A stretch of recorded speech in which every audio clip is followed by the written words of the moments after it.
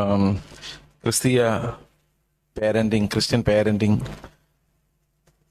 എന്നുള്ള മാത്രമല്ല, അത് ട്രെയിനിങ് ഓഫ് ചിൽഡ്രൻ. കുട്ടികളെ ട്രെയിൻ ചെയ്യുക, അതാണല്ലോ ശരിക്കും സൺഡേ സ്കൂൾ കൊണ്ട് ഉദ്ദേശിക്കുന്നത്.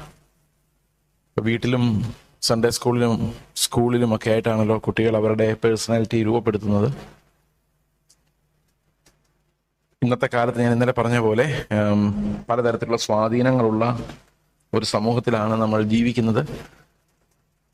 കുട്ടികൾ പോകുന്ന സ്കൂളിൽ നമുക്ക് അവരെ നിയന്ത്രിക്കാൻ സാധിക്കില്ല, അതിന് പരിധിയുണ്ട്. കാരണം അവിടെയുള്ള പുതുതായി ഉണ്ടായി വരുന്ന ആ സംസ്കാരം, ഇന്നലെ ഞാൻ പറഞ്ഞ പോലെ, അത് ലോകത്തിൻ്റെ ഒരു സംസ്കാരം അതിൻ്റെ ക്ലൈമാക്സിലേക്ക് വന്നുകൊണ്ടിരിക്കുന്ന ഒരു ടൈമാണിത്. എതിർ ക്രിസ്തുവിൻ്റെ മർമ്മം പല രീതിയിൽ വ്യാപരിക്കുകയും അത് ശക്തമായി നമ്മുടെ യങ് ജനറേഷനെ തട്ടിയെടുക്കുകയും ചെയ്യുന്ന ഒരു കാലഘട്ടമാണ്. സുഖത്തിന്റെ പ്രിൻസിപ്പിൾസ്, എന്റർടൈൻമെന്റിന്റെ പ്രിൻസിപ്പിൾസ്. എന്റർടൈൻമെന്റ് എന്ന് പറയുന്നത് വളരെ ഭയങ്കരമായ ഒരു ഒരു ഒരു എന്താ പറയുന്ന ഒരു അഡിക്ഷനായിട്ട് വളർന്നു വരുന്ന ഒരു കാര്യമാണ് സ്ക്രീൻ അഡിക്ഷൻ എന്ന് പറയുന്ന ഒരു സാധനം. ഏതെങ്കിലും ഒരു സ്ക്രീൻ ഇല്ലാതെ ജീവിക്കാൻ പറ്റാത്ത അവസ്ഥ. മൊബൈലായാലും ടി വി ആയാലും ടാബായാലും ലാപ്ടോപ്പ് ആയാലും. ഇപ്പൊ പിള്ളേരുടെ മുമ്പിൽ ഒരു സ്ക്രീൻ ഇല്ലെങ്കിൽ അവർക്ക് സ്ക്രീൻ അഡിക്ഷൻ എന്ന് പറയുന്ന ഒരു പരിപാടി. മൊബൈൽ തന്നെ വേണമെന്ന് നിർബന്ധമില്ല. പണ്ടൊക്കെ പെന്തക്കോസ്തുകാർ ടി വി വെക്കരുതെന്നൊക്കെ പറയുമായിരുന്നു. ഇപ്പോഴും വെക്കുന്നില്ലാത്ത ആൾക്കാരുണ്ട്. പക്ഷെ ടി വിയുടെ ഒരു പ്രത്യേകത എന്ന് പറയുന്നത് അത് എല്ലാവരും കാണും. അതിനകത്തുള്ള പ്രോഗ്രാം എന്താ, അതിനകത്ത് ഒത്തിരി സെൻസറിങ് ഉണ്ട്. ഒന്ന് ഗവൺമെന്റിന്റെ സെൻസറിങ് ഉണ്ട്, പിന്നെ അപ്പുറത്തോളം ഇപ്പുറത്തോളം അങ്ങോട്ടും ഇങ്ങോട്ടും നടക്കുന്ന പേരൻസിന്റെ സെൻസറിങ് ഉണ്ട്. പക്ഷെ ഇപ്പൊ ഈ കൈ കിട്ടിയേക്കുന്ന സാധനത്തിന് യാതൊരുവിധ സെൻസറിങ്ങും ഇല്ല. ആ സെൻസർ ചെയ്യാൻ ഗവൺമെന്റ് വിചാരിച്ചാലും സാധിക്കില്ല. ഗവൺമെന്റ് ഒരു പരിധി വരെ മാത്രമേ, ഏത് ഗവൺമെന്റ് ആയാലും ഒരു പരിധി വരെ. അതിനല്ല പിന്നെ നോർത്ത് കൊറിയൻ ഗവൺമെന്റ് അല്ലായിരിക്കണം. അങ്ങനത്തെ കിരാത ഭരണങ്ങൾക്ക് മാത്രമേ ഇതിനെ പൂർണ്ണമായിട്ടും തടയാൻ പറ്റുള്ളൂ. അപ്പോൾ ലോകം നമ്മുടെ കുട്ടികളെ സ്വാധീനിക്കുന്ന ആ ഒരു ആക്രമണത്തെ അന്ത്യകാലത്ത് ഒരിക്കലും തടയാൻ കഴിയില്ല. ആ ഒരു അടയ്ക്കാൻ നമുക്ക് സാധിക്കില്ല. ആ ഒരു റിസോഴ്സ് അടച്ചു കളയാൻ നമുക്ക് പറ്റില്ല. നമ്മുടെ കുട്ടികളോട് മൊബൈൽ ഫോൺ ഉപയോഗിക്കരുതെന്നും പറയാൻ പറ്റത്തില്ല. കാരണം ഇന്ന് പലപ്പോഴും എഡ്യൂക്കേഷൻ പർപ്പസ് തന്നെ ടീച്ചേഴ്സ് തന്നെ നോട്ട് കൊടുക്കുന്നത് മൊബൈൽ ഫോണിൽ കൂടെയാണ്. അപ്പോൾ ഇതില്ലാതെ മുമ്പോട്ട് പോകാന്ന് പറയുന്ന പ്രയാസമാണ്. അപ്പോൾ എങ്ങനെയാണ് നമ്മുടെ ഒരു വ്യൂ പോയിന്റ് ഇതിനിടയിലൂടെ അവരിൽ എത്തിക്കുക എന്നുള്ളത്, അതൊരു ക്രിസ്ത്യൻ വ്യൂ പോയിന്റ്. ഇത്രയും വ്യൂ പോയിന്റ്സ്, വേൾഡ് വ്യൂസ് എന്നാണ് പറയുന്നത് ഫിലോസഫി. അതായത് ലോകവീക്ഷണം, പലതരത്തിലുള്ള ലോകവീക്ഷണങ്ങൾ ഈ കുട്ടികളെ സ്വാധീനിക്കാൻ ശ്രമിക്കുമ്പം എങ്ങനെയാണ് ഒരു ക്രിസ്തീയ ലോകവീക്ഷണം എങ്ങനെയാണ് നമുക്ക് കുട്ടികളുടെ ഒരു മോട്ടിവേറ്റിംഗ് ഫോഴ്സ് ആയിട്ട്, അതായത് ഒരു മെയിൻ ഫോഴ്സ് ആയിട്ട് മാറ്റാൻ പറ്റുന്നത്. ഒരു കുട്ടി ആവറേജ് ചെലവഴിക്കുന്ന സമയം നോക്കിയാൽ സ്കൂളിലാണ് ഏറ്റവും കൂടുതൽ. വീട്ടിലാണ് ഓഫ് കോഴ്സ് ഏറ്റവും കൂടുതൽ. പക്ഷെ വീട്ടിലെ സമയം എന്ന് പറഞ്ഞാൽ പലപ്പോഴും ക്വാളിറ്റി ടൈം അല്ല. ഈ ക്വാളിറ്റി ടൈം അല്ലെന്ന് പറയാൻ കാരണം പേരൻസ് ചിലപ്പോൾ ജോലിയിലായിരിക്കും, ലേറ്റ് ആയിട്ട് ക്ഷീണിച്ചായിരിക്കും വരുന്നത്. പേരൻസിന് കുട്ടികളുടെ കൂടെ കിട്ടുന്ന ടൈം വളരെ കുറവായിരിക്കും.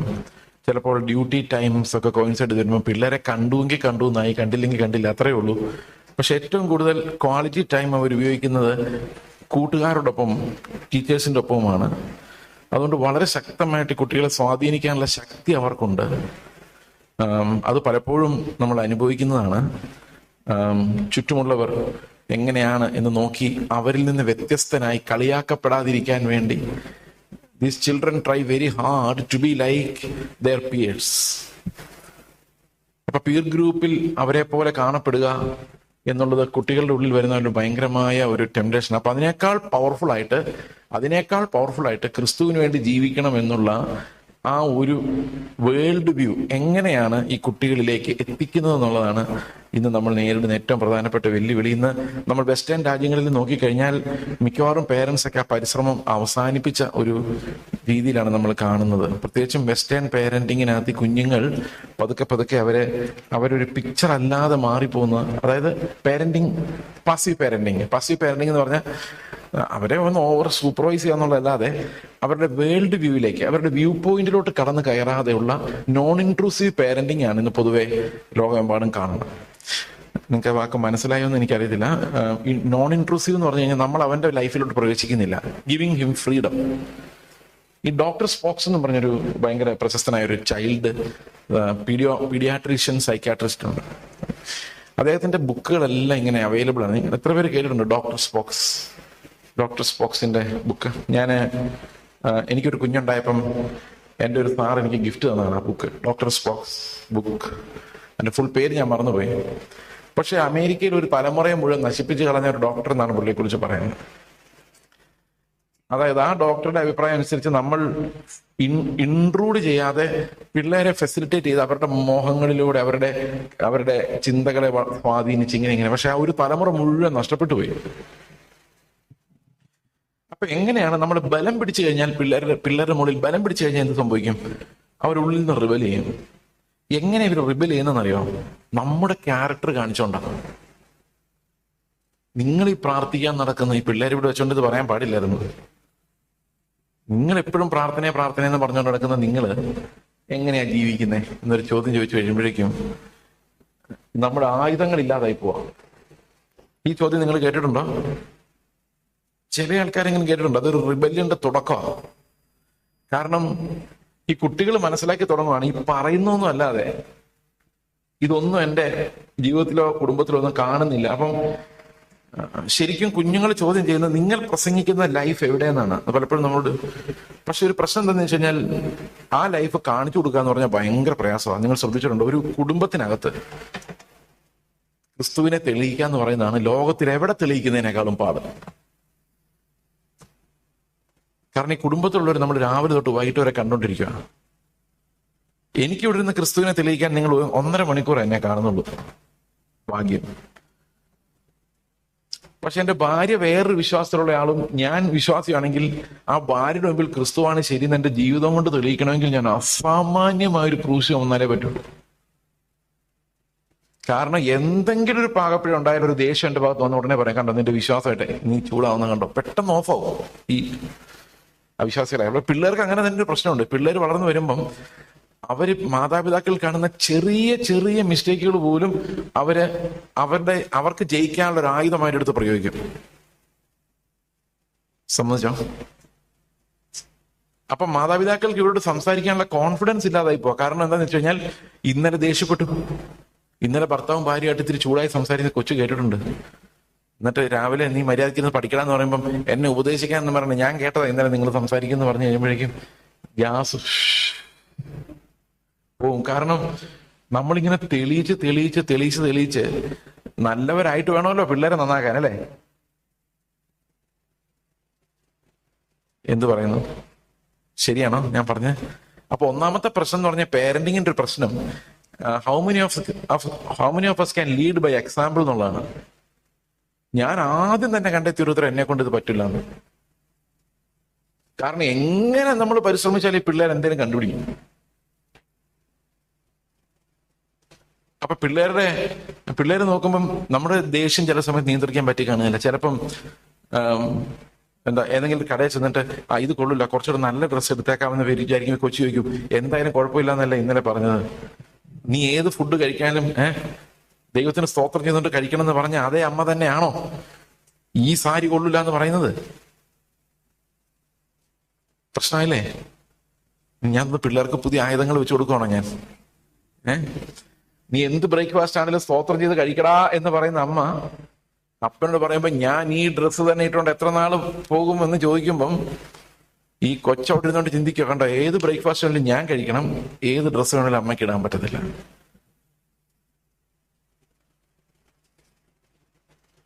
അപ്പൊ ഇങ്ങനെ ഈ ക്രിസ്ത്യൻ പേരന്റിങ് എന്ന് പറയുന്ന ലോകത്തിൽ ഏറ്റവും വെല്ലുവിളി പിടിച്ച ഒരു സാധനമാണ്. അതുകൊണ്ട് പിള്ളേരെ നമ്മൾ ഒതുക്കുവാണെങ്കിൽ അവർ തിരിച്ച് ചോദ്യം ചോദിക്കാൻ പേടിച്ചിട്ട് ചോദ്യം ചെയ്യാതെ അവർ പിന്നെ അങ്ങ് തട്ടി മുട്ടി പിന്നെ ചർച്ചിനകത്ത് ഒരു എൻജോയ്മെന്റ് ഒക്കെ കണ്ടുപിടിച്ച് കൂട്ടുകാരെ കണ്ടുപിടിച്ച് എങ്ങനെയെങ്കിലും അവർ തട്ടി മുട്ടി ഇതിനകത്ത് നിൽക്കും. പക്ഷെ നമ്മുടെ കുഞ്ഞുങ്ങളുടെ ജനറേഷനകത്ത് ഈ റാഡിക്കൽ ഫെയ്ത്ത് എന്ന് പറയുന്നത് ഒട്ടും കാണാനില്ല. നിങ്ങളത് ശ്രദ്ധിച്ചിട്ടുണ്ടെന്ന് അറിയത്തില്ല. ഒരുപക്ഷെ ചർച്ച് ആക്ടിവിറ്റി വളരെ സ്ട്രോങ് ആയിട്ടുണ്ടാവുമെങ്കിലും പഴയൊരു തലമുറ പോലെ അല്ല ഇന്നത്തെ യൗവനക്കാരുടെ ഉള്ളിൽ വിശ്വാസമുണ്ട്, മതമുണ്ട്, മതാത്മകതയുണ്ട്. പക്ഷെ റാഡിക്കലി എനിക്ക് കർത്താവിന് വേണ്ടി ജീവിക്കണം അങ്ങനെ ഒരു തോട്ട് പ്രോസസ്സിലേക്ക് നമ്മുടെ കുഞ്ഞുങ്ങൾ വരുന്നില്ല. അതുകൊണ്ട് അവർ തന്നെ പാസീവ് ആയിട്ട് ക്രിസ്ത്യൻസ് ആയെന്നുള്ളതുകൊണ്ട് അവരുടെ കുഞ്ഞുങ്ങൾ ഉണ്ടായി കഴിയുമ്പം അവർക്ക് ആ പാഷൻ ഇല്ലാത്തതുകൊണ്ട് ഇവർക്ക് ആ കുഞ്ഞുങ്ങളെ ക്രിസ്ത്യൻ രീതിയിൽ വളർത്താനുള്ള കഴിവും ഓരോ തലമുറ ചെല്ലുന്തോറും കുറഞ്ഞാണ് വരുന്നത്. അങ്ങനെ 2-3 തലമുറ കഴിയുമ്പോൾ പണ്ട് ഞങ്ങളുടെ നാട്ടിൽ കുറെ പെന്തക്കോസുകാരുണ്ടായിരുന്നു എന്ന് പറയേണ്ട അവസ്ഥ ഉണ്ടാകാനുള്ള സാധ്യത വളരെ കൂടുതലാണ്. ഇന്ന് യൂറോപ്പിൽ അമേരിക്കയിലൊക്കെ പണ്ട് ഇവിടെയൊക്കെ ക്രിസ്ത്യാനികളായിരുന്നു ജീവിച്ചിരുന്നെന്ന് പറയേണ്ട അവസ്ഥയാണ്. അപ്പൊ നമ്മൾ എങ്ങനെയാണ് ഈ ഒരു ഒഴുക്ക്, ഈ ലോകത്തിന്റെ കുത്തൊഴുക്ക്, അതായത് ലോകത്തിന്റെ ഫിലോസഫിയുടെ ഈ കുത്തൊഴുക്കിനെ എങ്ങനെ തടയാൻ പറ്റും, എങ്ങനെ നമ്മുടെ കുഞ്ഞുങ്ങളെ വീണ്ടും കർത്താവിന് വേണ്ടി പാഷനേറ്റ് ആക്കി മാറ്റാൻ പറ്റും? ഇവിടെ ഞാൻ ഇന്ന് ആമുഖമായിട്ട് പ്രിയ ബ്രദർ സംസാരിച്ചപ്പോൾ പറഞ്ഞു, എഫേസ്യ ലേഖനത്തിൽ നിന്ന് ഈ പേരന്റിങ്ങിനെ കുറിച്ച് ഞാൻ സംസാരിച്ചിട്ടുണ്ട് എന്നുള്ള കാര്യം. എഫേസ്യ ലേഖനത്തിനകത്ത് ഈ പേരന്റിങ്ങും ഫാമിലി ലൈഫും ഒക്കെ വെക്കാൻ ഒരു പ്രത്യേക ഉദ്ദേശമുണ്ട്. അതിന്റെ ഉദ്ദേശം എന്താണെന്ന് വെച്ച് കഴിഞ്ഞാൽ, ഈ ക്രിസ്ത്യൻ പേരന്റിങ്ങിന്റെ പ്രത്യേകത എന്ന് പറയുന്നത് ലോകത്തിലുള്ള വേറെ ഒരു പേരന്റിങ്ങും പോലെയല്ല. ആ പേരന്റിങ്ങിന് സ്പെഷ്യൽ ഗിഫ്റ്റുകൾ ആവശ്യമാണ്. Parenting is A gift. ആ ഗിഫ്റ്റ് എന്ന് പറയുന്നത് എല്ലാ മാതാപിതാക്കൾക്കും ദൈവം കൊടുക്കുന്ന ഒരു അനുഗ്രഹങ്ങൾ വെച്ചുകൊണ്ടാണ് നമ്മൾ ഒരു കുഞ്ഞിനെ വളർത്തുന്നത്. അപ്പോൾ ഈ എഫേസ്യ ലേഖനത്തിന്റെ ഒരു പ്രധാനപ്പെട്ട ഗുണമെന്ന് പറയുന്നത്, ചർച്ച് ലൈഫിനെ കുറിച്ച് പറയാനാണെങ്കിലും ഫാമിലി ലൈഫിനെ കുറിച്ച് പറയാനാണെങ്കിലും മക്കളെ വളർത്തുന്നതിനെ കുറിച്ച് പറയാനാണെങ്കിലും ഓഫീസിൽ പോയി വർക്ക് ചെയ്യുന്നതിനെ കുറിച്ച് പറയാനാണെങ്കിലും എല്ലാറ്റിനും വേണ്ട സ്പിരിച്വൽ പ്രിൻസിപ്പിൾസ് മുഴുവൻ എഫേസ്യ ലേഖനത്തിലുണ്ട്. ആ സ്പിരിച്വൽ പ്രിൻസിപ്പിൾസ് എന്താണെന്ന് നമുക്കൊന്ന് നോക്കാം. എന്നിട്ട് നമുക്ക് പേരന്റിങ്ങിന്റെ പ്രാക്ടിക്കൽ സൈഡിലേക്ക് വരാം. സ്പിരിച്വൽ പ്രിൻസിപ്പിൾസ് എന്ന് പറയുന്ന എഫേസ്യ ലേഖനം ആദ്യത്തെ 3 അധ്യായങ്ങളിലാണ് അതിന്റെ സ്പിരിച്വൽ പ്രിൻസിപ്പിൾസ് ഉള്ളത്. നമുക്കറിയാം, എല്ലാ ലേഖനങ്ങളുടെ ആദ്യ ഭാഗത്ത് നമ്മൾ കാണുന്നത് സ്പിരിച്വൽ പ്രിൻസിപ്പിൾസ് ആണ്.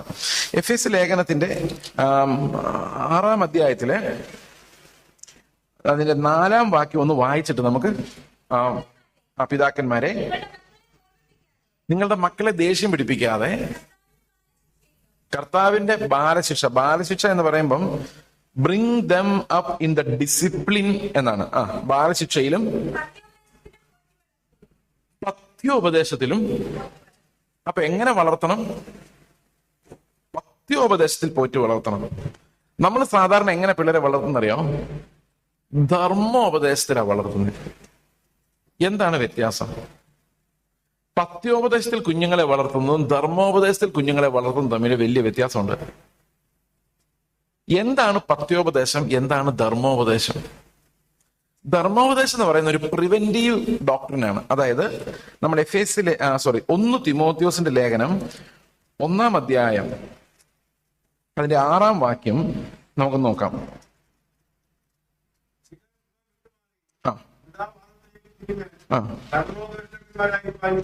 ധർമ്മോപദേഷ്ടാക്കന്മാരായിരിക്കാൻ ഇച്ഛിക്കുന്നു. അടുത്ത വാക്യം,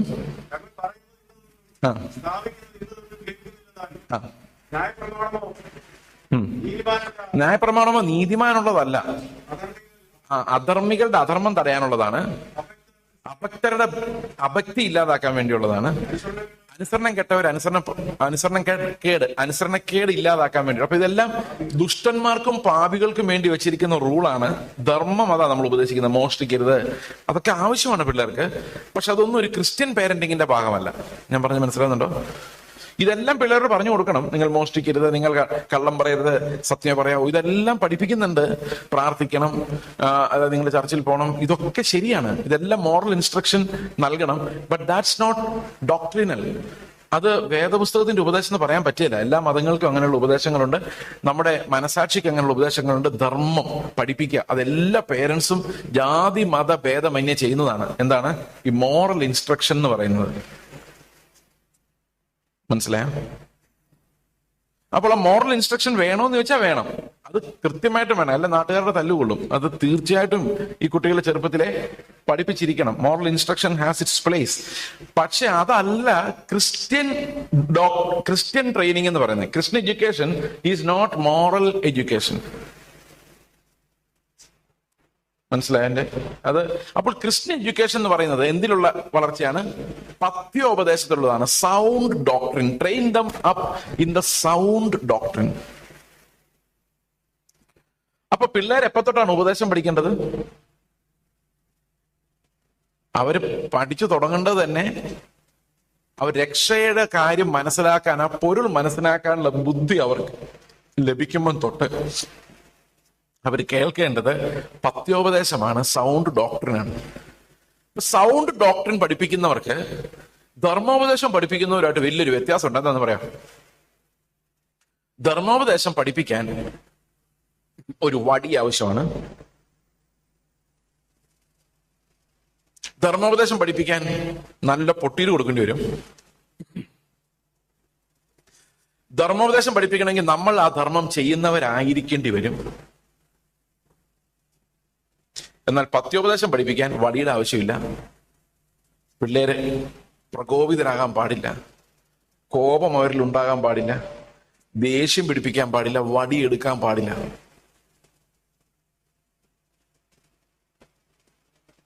എല്ലാരും ഞെട്ടിയല്ലേ? പിള്ളേരെ കൊണ്ടുണ്ടായിരുന്നപ്പോ പലർക്കും തോന്നുന്നുണ്ട്. പഴയ നിയമത്തിലെ വടിയില്ലാതെ നടക്കുകയല്ല. കാരണം പഴയ നിയമം മുഴുവൻ ലോയുടെ ടീച്ചിങ് ആണ്, ധർമ്മോപദേശമാണ്. ഈ ധർമ്മോപദേശം പഠിപ്പിക്കുമ്പം അടി കൊടുക്കാതെ പഠിപ്പിക്കാൻ പറ്റില്ലെന്ന് മാത്രമല്ല, ഈ അപ്പനും അമ്മയും അനുസരിച്ച് കഴിഞ്ഞിട്ടേ മക്കളെ പഠിപ്പിക്കാനും പറ്റുള്ളൂ. കാരണം ലോയുടെ കീപ്പിംഗ് അല്ല അങ്ങനെയാണ്. ലോയുടെ കീപ്പിംഗ് ഞാനൊരു ലോ ഒരാളെ പഠിപ്പിക്കുകയാണെങ്കിൽ ഞാനത് അനുസരിക്കുന്ന കാര്യങ്ങൾ മാത്രമേ വേറൊരാളെ പഠിപ്പിക്കാൻ പറ്റുള്ളൂ. എന്നാൽ പത്യോപദേശം എന്ന് പറയുന്നത് ടോട്ടലി ഡിഫറെന്റ് ആയിട്ടുള്ളൊരു സാധനമാണ്. അപ്പൊ ധർമ്മോപദേശത്തിൽ നമ്മൾ പെർഫെക്റ്റ് ആയിരിക്കണം, അല്ലെ? നമ്മുടെ നീതി പരീക്ഷന്റെയും ശാസ്ത്രത്തിന്റെയും നീതിയെ കവിയണം. അപ്പൊ അത്രയും നീതി നമ്മൾ അടിച്ചുണ്ടാക്കാം. ഏതാ? പിള്ളേർ തല്ലി ഉണ്ടാക്കാം. പക്ഷെ ആ കുട്ടിക്ക് ക്രിസ്തുവിനെ മനസ്സിലാകുന്ന ഒരു കാലഘട്ടം വന്നു കഴിഞ്ഞാൽ പിന്നെ അവനെ വടികൊണ്ടുള്ള ധർമ്മോപദേശമല്ല, വിശ്വാസത്താലുള്ള പത്യോപദേശത്തിലേക്ക് അവനെ കടത്തിവിടണം. ഇത് സൺഡേ സ്കൂളിന്റെയും ടീച്ചേഴ്സിന്റെയും എല്ലാം കടമയാണ്. ഈ പത്യോപദേശം പഠിപ്പിക്കുക എന്ന് പറയുന്നത് ഭയങ്കര പ്രയാസമുള്ള കാര്യമാണ്. It's really tough to teach sound doctrine. എന്റെ പ്രധാനപ്പെട്ട കാരണം എന്ന് പറയുന്നത്, ഞാൻ എന്റെ മക്കളെ വളർത്തുമ്പോൾ എനിക്കുള്ള ഏറ്റവും പ്രധാനപ്പെട്ട ഡൈലമ എന്ന് പറയുന്നത് they were all much better than me എന്നുള്ളതായിരുന്നു. ഒന്നുകൂടെ പറയാം.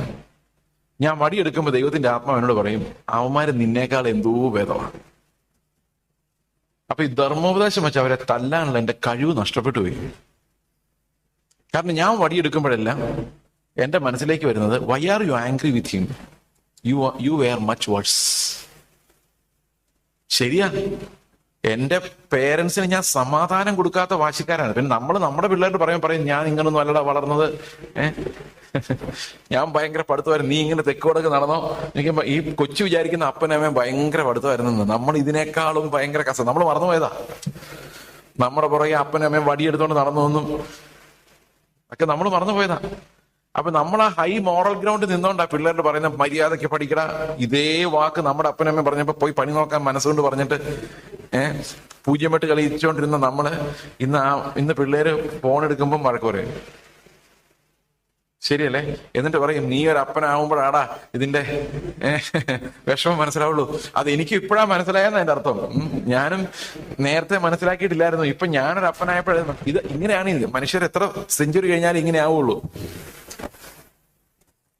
അപ്പൊ എന്നെ കർത്താവ് എപ്പോഴും ഇങ്ങനെ എക്സ്പോസ് ചെയ്യുന്നതുകൊണ്ട് എനിക്ക് അവനെ തല്ലാൻ ഭയങ്കര പാടായിരുന്നു. ഞാൻ എന്റെ ജീവിതത്തിൽ ആകെ 2 പ്രാവശ്യം മാത്രമേ എന്റെ മകനെ തല്ലിയിട്ടുള്ളൂ എന്നാണ് എന്റെ ഓർമ്മ. കാരണം പറ്റുന്നില്ല. ഈ പറ്റാത്തതിന്റെ കാരണം my own brokenness was preventing me from disciplining him with a cane. അപ്പൊ ഞാൻ എങ്ങനെ ആലോചിച്ചാലും അവൻ എന്ത് കുറ്റത്തിന് പിടിച്ചാലും അതിനേക്കാൾ മോശമാണ് ഈ തല്ലാൻ വടിയെടുക്കുന്നു എന്നുള്ള ആ ബോധം വരുമ്പോഴേക്കും ഈ വടി നിർവീര്യമായി പോയിരുന്നു. അപ്പൊ പിന്നെ ഞാൻ അതിനകത്തൊരു സ്ട്രാറ്റജി കണ്ടുപിടിച്ചു, എങ്ങനെ അടിക്കാം എന്നുള്ളതിന്. അടിക്കാതിരിക്കാൻ പറ്റൂലല്ലോ. അപ്പൊ ഞാൻ കർത്താവിനോട് പറഞ്ഞു, കർത്താവേ, ഇത് ഞാൻ പക്ഷെ പേരന്റ് ആവുന്നതിനൊക്കെ ഒത്തിരി മുമ്പ് ഞാൻ പഠിച്ച ഒരു വിഷയമാണ്. ഞാൻ സ്നാനപ്പെട്ട സമയത്ത് എന്റെ കസിൻ ഒരു പാരലൽ കോളേജ് നടത്തുന്നുണ്ടായിരുന്നു. അപ്പൊ ഞാൻ ഈ അവധി സമയത്ത് വരുമ്പോൾ ഈ പാരലൽ കോളേജിൽ പിള്ളേരെ പഠിപ്പിക്കും. ആ സമയത്ത് ഞാനൊരു കോമ്പറ്റേറ്റീവ് എക്സാമിന് പ്രിപ്പയർ ചെയ്യാൻ വേണ്ടി വീട്ടിൽ ഇരിക്കുന്ന സമയത്ത് ഇപ്പൊ രാവിലെ എല്ലാ ദിവസവും പഠിപ്പിക്കാൻ പോകും. 10ാം ക്ലാസ്സിൽ നിന്ന് ഫെയിൽഡ് ബാച്ച് ഉണ്ട്, ട്യൂട്ടോറിയൽ കോളേജ്, പാരലൽ കോളേജ്. നിങ്ങൾക്ക് ഓർമ്മയുണ്ടോ കാലം? അപ്പൊ ഞാൻ ഈ CMS കോളേജിൽ നിന്ന് ഡിഗ്രി എഡ്യൂക്കേഷൻ ഒക്കെ കഴിഞ്ഞിട്ട് ഞാൻ നേരെ ചെന്നപ്പോ CMS കോളേജ് കോട്ടയം എന്ന് പറഞ്ഞു കഴിഞ്ഞാൽ ഭയങ്കര ലിബറൽ കോളേജാണ്. ലിബറൽ കോളേജ് എന്ന് പറഞ്ഞാൽ അവിടെ എന്തിനും സ്വാതന്ത്ര്യമുള്ളൊരു കോളേജാണ്. അവിടെ വടിന്ന് പോയിട്ട് സാർമാരോട് ഇങ്ങോട്ട് വന്ന് പിള്ളേർ പറഞ്ഞു വിളിക്കുന്ന ടൈപ്പ് കോളേജ്. ഭയങ്കര ഫ്രീഡം. ആ ഫ്രീഡം അവർ അഡ്വർടൈസ് ചെയ്യുന്നു അന്ന്. ഇന്നിപ്പം സെമസ്റ്റർ സിസ്റ്റം ഒക്കെ എങ്ങനെ അറിയത്തില്ല. ഞങ്ങളുടെ കാലത്ത് totally A free kingdom. A free kingdom എന്ന് പറയാൻ പറ്റില്ലല്ലോ, എ ഫ്രീ കൺട്രി. അപ്പൊ അവിടെ നിന്ന് വന്ന ഒരാള് ഞാൻ ചെന്ന് നേരെ ഞങ്ങളുടെ ട്യൂട്ടോറിയൽ കോളേജിന്റെ പ്രിൻസിപ്പലിന്റെ അടുത്തോട്ട് എന്നിട്ട് പറഞ്ഞു, ക്ലാസ്സിൽ പോവാം. ഏതാ ക്ലാസ്? നേരം പുള്ളി പറഞ്ഞു, അതാണ് ക്ലാസ് സാർ. അതേ ആ റൂമിനകത്ത് ഒരു കെട്ട് ചൂരിലോടെ ഇരിപ്പുണ്ട്. അത് 1 മാസത്തേക്കുള്ളതാണ്. ഇത് ഉപയോഗിച്ച് തീർത്ത അടുത്ത മാസം അടുത്ത കെട്ട് തരാം. എന്താന്നറിയോ? ചൂരലുവടിയുടെ കെട്ട. അപ്പൊ ഞാൻ പറഞ്ഞു എനിക്കിതൊന്നും വേണ്ട. കാരണം എന്താ? എന്റെ ട്രെയിനിങ് എന്താണ്? അടി കൊടുക്കാതെ. അവിടെ ചെന്ന് കഴിഞ്ഞപ്പോഴേക്കും ക്ലാസ് കഴിഞ്ഞപ്പോ എനിക്ക് മനസ്സിലായി എന്നേക്കാ മൂത്ത പിള്ളേര് എന്ത് പറഞ്ഞാലും കേൾക്കില്ല. ഞാൻ പോയി വടി ചോദിച്ചു, വടിച്ചു പൊട്ടിച്ച് എല്ലാത്തിനെ നിരത്തി പൊട്ടിക്കാൻ പറഞ്ഞു. അങ്ങനെ ഒരു ദിവസം ഇങ്ങനെ ഒരുത്തനെ അടിക്കാൻ വേണ്ടി കൈ ഇങ്ങനെ പൊക്കലും കർത്താവ് എന്നോട് ചോദിച്ചു, നീ ഇവനെ എന്തിനാ തല്ലുന്ന? അപ്പൊ ഞാൻ പറഞ്ഞു, ഇവൻ നന്നാകാൻ എന്ന് പറഞ്ഞപ്പോഴേ എനിക്ക് മനസ്സിലായി ഇവൻ നന്നാകാനല്ല, എന്റെ ദേഷ്യം തീർക്കാൻ വേണ്ടി ഞാൻ അടിക്കുന്നു. ഇവൻ നന്നായിട്ട് എനിക്ക് എന്നാ കാര്യം? എവിടെയോ കിടക്കുന്നവൻ, എനിക്ക് അവനോട് സ്നേഹമൊന്നുമില്ല. പിന്നെ ഞാൻ എന്തിനാ തല്ലുന്നതെന്ന് വെച്ച് കഴിഞ്ഞാൽ എന്റെ ദേഷ്യം ഇറക്കി വെക്കുക. അപ്പൊ നമ്മുടെ പല മർദ്ദനങ്ങൾക്കകത്തോടെ നമ്മൾ കുഞ്ഞുങ്ങളോട് കമ്മ്യൂണിക്കേറ്റ് ചെയ്യുന്നത് I am angry with you എന്നല്ല. അടിയുടെ വേദന അല്ല അവരുടെ വേദന. That anger is communicated.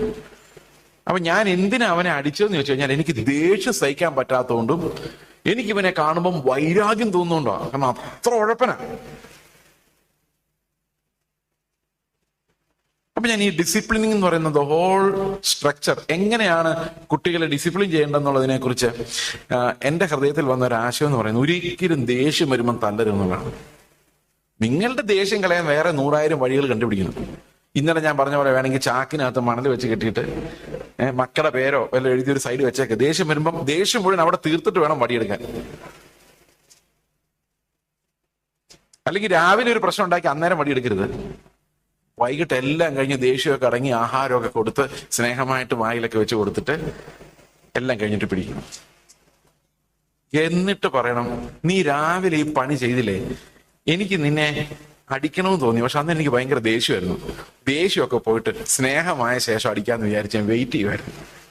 ഇവൻ അന്തം വിട്ടു പോകും.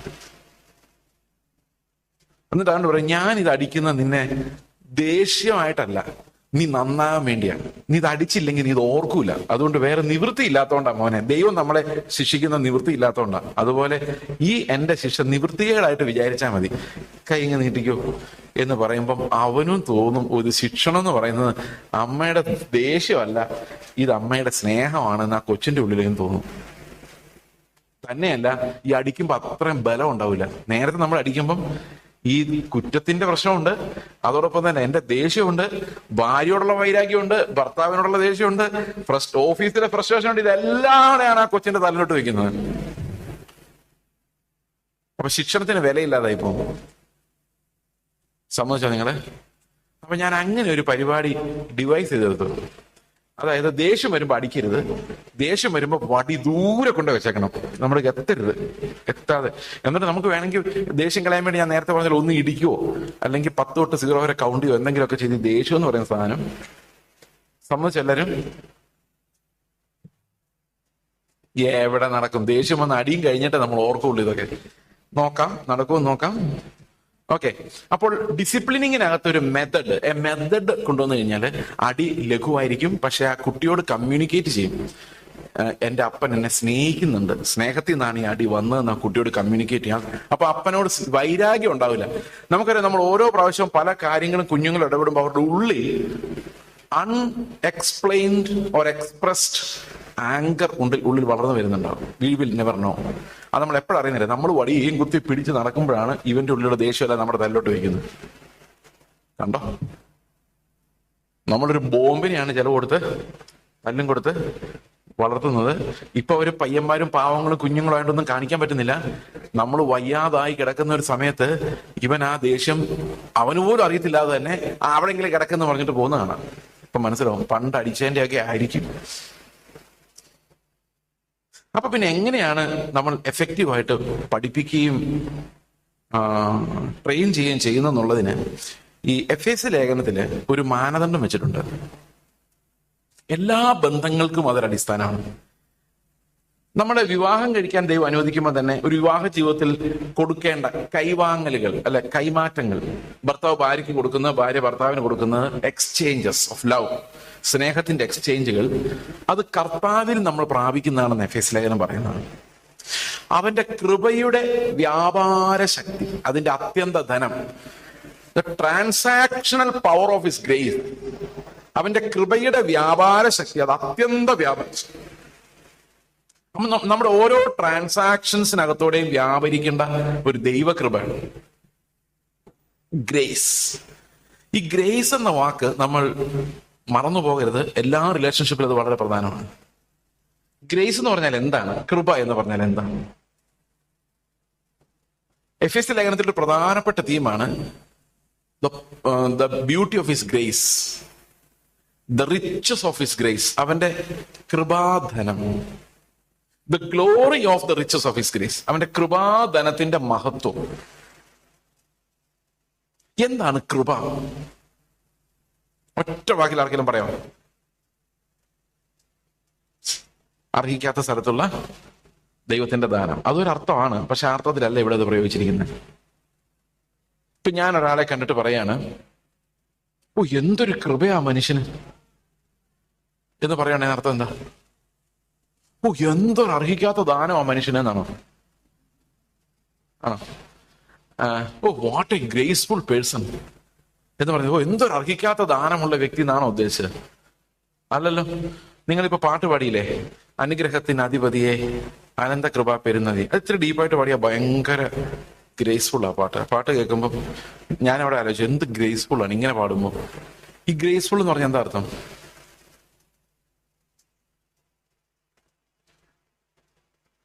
അവനെ കാണാൻ ഒരു സുഖമില്ലെങ്കിലും ആ മുഖത്ത് എന്തോ ഒരു ഗ്രേസ് ഉണ്ട്. അതെന്തോ സാധനം?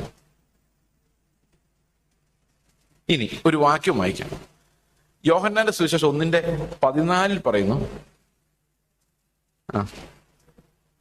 വചനം ജഡമായി തീർന്നു, കൃപയും സത്യവും നിറഞ്ഞവനായി ഞങ്ങളുടെ പാർത്തു, ഞങ്ങൾ അവന്റെ തേജസ് പിതാവിൽ നിന്നും ഏകജാതനായവന്റെ തേജസ്സായി കണ്ടു. ഇത് ഇംഗ്ലീഷിൽ വായിക്കുമ്പോൾ ഞാൻ വായിക്കാം. The word became flesh, വചനം ജഡമായി തീർന്നു, and made his dwelling among us, ഞങ്ങളുടെ ഇടയിൽ വന്ന് പാർത്തു, and we beheld his glory, ഞങ്ങൾ അവന്റെ മഹത്വത്തെ കണ്ടു. The glory as of the only son, പഴയ കിങ് ജെയിംസിലാണ് only begotten എന്നുണ്ട്. only son കഴിഞ്ഞിട്ട് വരാം. എങ്ങനെ കണ്ടു ഈ മഹത്വത്തെ? ഒരു വരയിട്ടിട്ട് full of grace and truth. അപ്പൊ ദൈവത്തിന്റെ പുത്രന്റെ മഹത്വത്തെ എങ്ങനെയാ കണ്ടത്? ഫുൾ ഓഫ്, അങ്ങനെയല്ലേ എഴുതിയേക്കുന്നത്? ഇംഗ്ലീഷിൽ അങ്ങനെയല്ലേ? കൃത്യമല്ലേ അത്? ഓക്കെ, ഒന്നോട് വായിച്ചു നോക്കി. ഞാൻ വായിക്കണം, ഞാൻ ഓർമ്മയെന്നാ പറഞ്ഞത്. ഒരു minute. 14. And the word became flesh and dwelt among us, and we have seen his glory, glory as of the only son from the Father, full of grace and truth. അപ്പൊ ദൈവത്തിൽ നിന്ന് ഏകജാതനായവന്റെ തേജസ് ഞങ്ങൾ അവനിൽ കണ്ടു. അതെങ്ങനെ കണ്ടു? കൃപയും സത്യവും നിറഞ്ഞവനായി കണ്ടു. അപ്പൊ എന്താണ് ഈ കൃപ? യേശു ക്രിസ്തുവിൽ അർഹിക്കാത്ത ദാനങ്ങൾ നിറഞ്ഞിരിക്കുമായിരുന്നോ? ആയിരുന്നോ? അല്ല. നമുക്കറിയാം, യെശയ്യാവ് 6 യേശു ക്രിസ്തുവിനെ യെശയ്യാവ് കാണുമ്പോൾ, നിങ്ങൾ പറയാത് പിതാവായ ദൈവം എന്ന് പറയും, പക്ഷെ അല്ല, അത് പുത്രനായ ദൈവമാണെന്ന് യോഹന്നാൻ പറയുന്നുണ്ട്. യോഹന്നാൻ 12:37 മുതലുള്ള വാക്യങ്ങൾ വായിച്ചാൽ അത് പുത്രനായ ദൈവം എന്ന് എഴുതി വെച്ചിട്ടുണ്ട്. യെശയ്യാവ് അവന്റെ തേജസ് കണ്ട് അവനെക്കുറിച്ച് സംസാരിച്ചത് കൊണ്ടാകുന്നു ഇത് പറഞ്ഞതെന്ന് പ്രത്യേകിച്ച് യെശയ്യാവ് കോട്ട് ചെയ്തിട്ടുണ്ട്. തന്നെയല്ല, പിതാവിനെ ആരും ഒരു നാൾ കണ്ടിട്ടില്ല, അവന്റെ മടിയിലിരിക്കുന്ന ഏകജാതനാണ് അവൻ എപ്പോഴും വെളിപ്പെടുത്തിയിട്ടുള്ളത്. ഓക്കെ, അപ്പോൾ അവിടെ കാണുമ്പോൾ ദൂതന്മാർക്ക് പോലും നോക്കാൻ പറ്റാത്ത ഒരു തേജസ്സിലായിരുന്നു കർത്താവ് വസിച്ചിരുന്നത്. എന്നാൽ അവൻ ഏകജാതനായ പുത്രനായി ഭൂമിയിലേക്ക് വന്നപ്പോൾ അവന്റെ തേജസ് എന്ന് പറയുന്നത് കണ്ണഞ്ചി പോകുന്ന തേജസ് ആയിരുന്നില്ല. പിന്നെ എന്ത് തേജസ്സായിരുന്നു? ഓ എന്തൊരു കൃപ എന്ന് പറയാവുന്ന ഒരു ബ്യൂട്ടി ആയിരുന്നു. മനസ്സിലാകുന്നുണ്ടോ? അപ്പൊ കർത്താവിന്റെ ഈ തേജസ് എങ്ങനെ പരിവർത്തനം ചെയ്തു? അവൻ ഒരു മനുഷ്യനായി ഭൂമിയിലേക്ക് വന്നപ്പോൾ എങ്ങനെ പരിവർത്തനം ഉണ്ടായത്? ആ കണ്ണഞ്ചുന്ന മഹത്വം മാറി. അതേപോലെ അങ്ങനെ വല്ല ഈ ഭൂമിയിൽ ഇറങ്ങിയാൽ നമ്മളെല്ലാം ബോധം കിട്ടുവേനെ. ആ കണ്ണഞ്ചുന്ന മഹത്വത്തെ കർത്താവ് മാറ്റി വെച്ചിട്ട് ഒരു പുത്രന്റെ മഹത്വമായിട്ട് ഈ ഭൂമിയിലേക്ക് വന്നപ്പോ എന്ത് സംഭവിച്ചു? ഈ കാണുന്നവർക്കെല്ലാം ഓടിച്ചെന്ന് കെട്ടിപ്പിടിക്കാൻ തോന്നുന്ന അവന്റെ കാൽക്കൽ തന്നെ ഇരിക്കാൻ തോന്നുന്ന, 3 ദിവസം തുടർച്ചയായിട്ട് പ്രസംഗിച്ചാലും എത്ര വിശന്നാലും എഴുന്നേറ്റ് പോകാൻ തോന്നാത്ത, നമ്മൾ 1.5 മണിക്കൂർ കഴിയുമ്പോൾ ശ്വാസം വലിച്ചു വിടുന്ന ഇവിടെ കേൾക്കാം. 3 ദിവസം കഴിഞ്ഞാലും പ്ലാസ്റ്റിക് മടക്കുന്ന ശബ്ദം, അത് ഞങ്ങളുടെ കേരളത്തിലുള്ള ശബ്ദമാണ്. ബൈബിൾ എടുത്ത് പ്ലാസ്റ്റിക് കവറോട് വെച്ചിട്ട് ശരിക്കും മടക്കും. ഓക്കെ, ചില സഭകളില്ല, എല്ലായിടത്തൊന്നും ഇല്ല. ഇപ്പൊ പ്ലാസ്റ്റിക് ഒക്കെ പോയേണ്ട സൗണ്ട് അത്രയും കേൾക്കാനില്ല. എന്നാൽ കർത്താവ് പ്രസംഗം അങ്ങനെയല്ല, നിർത്തല്ലെന്ന്. അതിങ്ങനെ കൃപയുടെ ഒരു ഭയങ്കര ഒഴുക്ക. അത് കർത്താവിന്റെ പ്രസംഗത്തിൽ മാത്രമല്ല. കർത്താവ് വന്ന് പത്രോസേ നീ എന്റെ കൂടെ പോരെ, ദാ പോകുന്നു. അവൻ ഒന്നും നോക്കാനില്ല. ചുങ്കക്കാരൻ മത്തായി അവിടെ ഇരിക്കാം. അവൻ പെട്ടെന്ന് കാണുന്ന തേജസ്സാ, ഭയങ്കര ബ്യൂട്ടിയാ. വിട്ടിട്ട് എങ്ങോട്ടും പോകാൻ തോന്നില്ല. നിന്നെ വിട്ടിട്ട് ഞങ്ങൾ എങ്ങോട്ട് പോകുന്ന ചോദിക്കുന്നു. അപ്പം ഈ കർത്താവ് അങ്ങോട്ട് പുള്ളി ചെയ്യുമ്പം പിതാവ് പുത്രനിലേക്ക് നമ്മളെ ആകർഷിക്കുക. യോഹന്നാന്റെ സുവിശേഷം 6:65, പിതാവ് ആകർഷിച്ചിട്ടല്ലാതെ ആർക്കും അവന്റെ അടുത്ത് വരാൻ. അപ്പൊ ഈ ഗ്രേസ് എന്ന് പറഞ്ഞാൽ എന്താ? പിതാവ് പുത്രനിലേക്ക് നമ്മളെ ആകർഷിക്കാൻ വേണ്ടി ഉപയോഗിക്കുന്ന പുത്രന്റെ തേജസ്സിനെയാണ് നമ്മൾ എന്തെന്ന് പറയുന്നത്. സന്തോഷമായ? പക്ഷെ ഇതിനകത്തൊരു പ്രോമിസ് ഉണ്ട്. എന്നാന്നറിയോ? നമ്മൾ അവന്റെ മുഖത്തേക്ക് നോക്കി ജീവിക്കുന്നവരാണെങ്കിൽ പതുക്കെ ഈ കൃപ നമ്മുടെ ഉള്ളിലേക്ക് വരും. മുഖത്ത് അവന്റെ കൃപ. അപ്പൊ നമ്മുടെ പെരുമാറ്റങ്ങളിൽ, ട്രാൻസാക്ഷൻസിലല്ല, നമ്മുടെ ഓരോ ഇടപെടലുകളിലും അവന്റെ കൃപാ മഹത്വം വെളിപ്പെടും. അപ്പൊ നമ്മൾ ഒരാളോട് സംസാരിക്കുമ്പോൾ അവന്റെ മുഖത്ത് നോക്കുമ്പോൾ അവന്റെ മോന്ത കണ്ടില്ലേ സംസാരിക്കുന്നത്, അങ്ങനെ പറയില്ല. കുറച്ചും കൂടെ സംസാരിക്കാൻ തോന്നും, കുറച്ചും കൂടെ അടുത്ത് പോയി ഇരിക്കാൻ തോന്നും. ഒരു പ്രശ്നം ഉണ്ടെങ്കിൽ ഒന്ന് പറഞ്ഞേക്കാം ഈ മനുഷ്യനോടൊന്ന് തോന്നും. മനസ്സിലാകുന്നുണ്ടോ? സംസാരിക്കുമ്പോൾ ഒരു അടുപ്പം തോന്നും. ഓക്കെ, അപ്പൊ നിങ്ങൾ വിചാരിക്കായിരിക്കും ഈ മനുഷ്യനോട് അങ്ങനെ ഒന്നും തോന്നില്ല. കാരണം എന്നോട് അങ്ങനെ ആർക്കും തോന്നാറില്ല. ഞാനൊരു ക്ലോസ്ഡ് പേഴ്സണാലിറ്റി. എന്നോടൊന്ന് വർത്താനം പറയാനൊക്കെ ഭയങ്കര പാടാ. ഞാനൊരു ഇൻട്രോവേർട്ടുമാണ്. ഈ സ്റ്റേജിലേ ഉള്ളൂ എൻ്റെ ഈ വർത്താനം. നേരിട്ട് കണ്ടു കഴിയുമ്പോൾ എനിക്ക് വർത്താനം പറയാനുള്ള ആ ഒരു കപ്പാസിറ്റി ഭയങ്കര കുറവാണ്. അപ്പൊ ഞാൻ വളരെ കഷ്ടപ്പെട്ടാണ് പലപ്പോഴും, സ്നേഹമില്ലാഞ്ഞിട്ടല്ല, ആ എക്സ്പ്രസ് ചെയ്യാനുള്ള ഒരു പ്രയാസം എനിക്ക് ഉണ്ട്. അപ്പൊ ആരെങ്കിലും ഫ്രീ ആയിട്ട് സംസാരിക്കുകയാണെങ്കിൽ ഞാനും ഫ്രീ ആയിട്ട് അങ്ങ് സംസാരിക്കും. അതില്ല എങ്കിൽ ഹലോ അച്ചായ എത്ര നാളെ കണ്ടിട്ട് അങ്ങനെ ചോദിക്കാൻ എന്നെ കണ്ട് ഇന്നേ വരെ കഴിഞ്ഞിട്ടില്ല, അറിയില്ല. ഓക്കെ, അപ്പൊ ഈ ഗ്രേസ് എന്ന് പറയുന്നത് ഈ മാനുഷികമായ ഒന്നുമല്ല.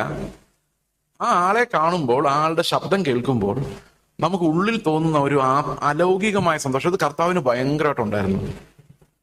അപ്പൊ നമ്മുടെ എല്ലാ റിലേഷൻഷിപ്പിനകത്തും ഈ കൃപയുടെ വ്യാപാരം കൂടെ നടക്കണം. നമ്മുടെ ഓരോ ട്രാൻസാക്ഷനകത്ത് എന്ത് നടക്കണം? നമ്മുടെ ഒരു ഗ്ലാസ് ചായ എടുത്ത് കൊടുത്താൽ ചായ മാത്രം ട്രാൻസാക്ട് ചെയ്താൽ പോരാ, അതിൻ്റെ കൂടെ എന്തും കൂടെ ട്രാൻസാക്ട് ചെയ്യപ്പെടണം. ഈ കൃപയുടെ വ്യാപാര ശക്തി. ചായ കൊണ്ട് മേശപ്പുറത്ത് വെച്ചിട്ട് എല്ലാത്തിനും എന്റെ കൈ തന്നെ ചെല്ലണം, ഇന്ന് കുടി എന്ന് പറയുന്നതിനകത്ത് എന്താ ട്രാൻസാക്ട് ചെയ്തത്? കൃപ ട്രാൻസാക്ട് ആയോ?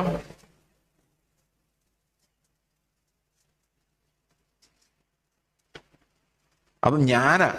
എന്റെ കംപ്ലൈന്റുകൾ, ഞാനെന്ന് പറയുന്ന വൃത്തികെട്ട പഴയ മനുഷ്യനാണ് ഈ ട്രാൻസാക്ഷൻസ് മുഴുവൻ നടത്തുന്നത്.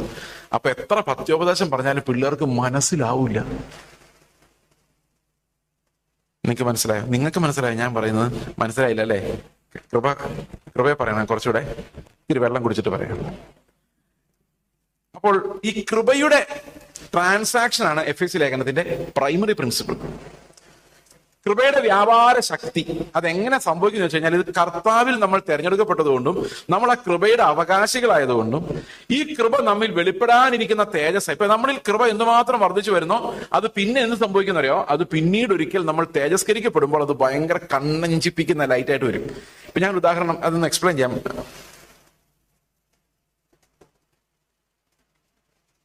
അതായത് യേശുക്രിസ്തു ഭൂമിയിലേക്ക് വരുന്നതിന് മുമ്പ് ഭയങ്കര തേജസ്സിലിരിക്കുവായിരുന്നു അല്ലേ?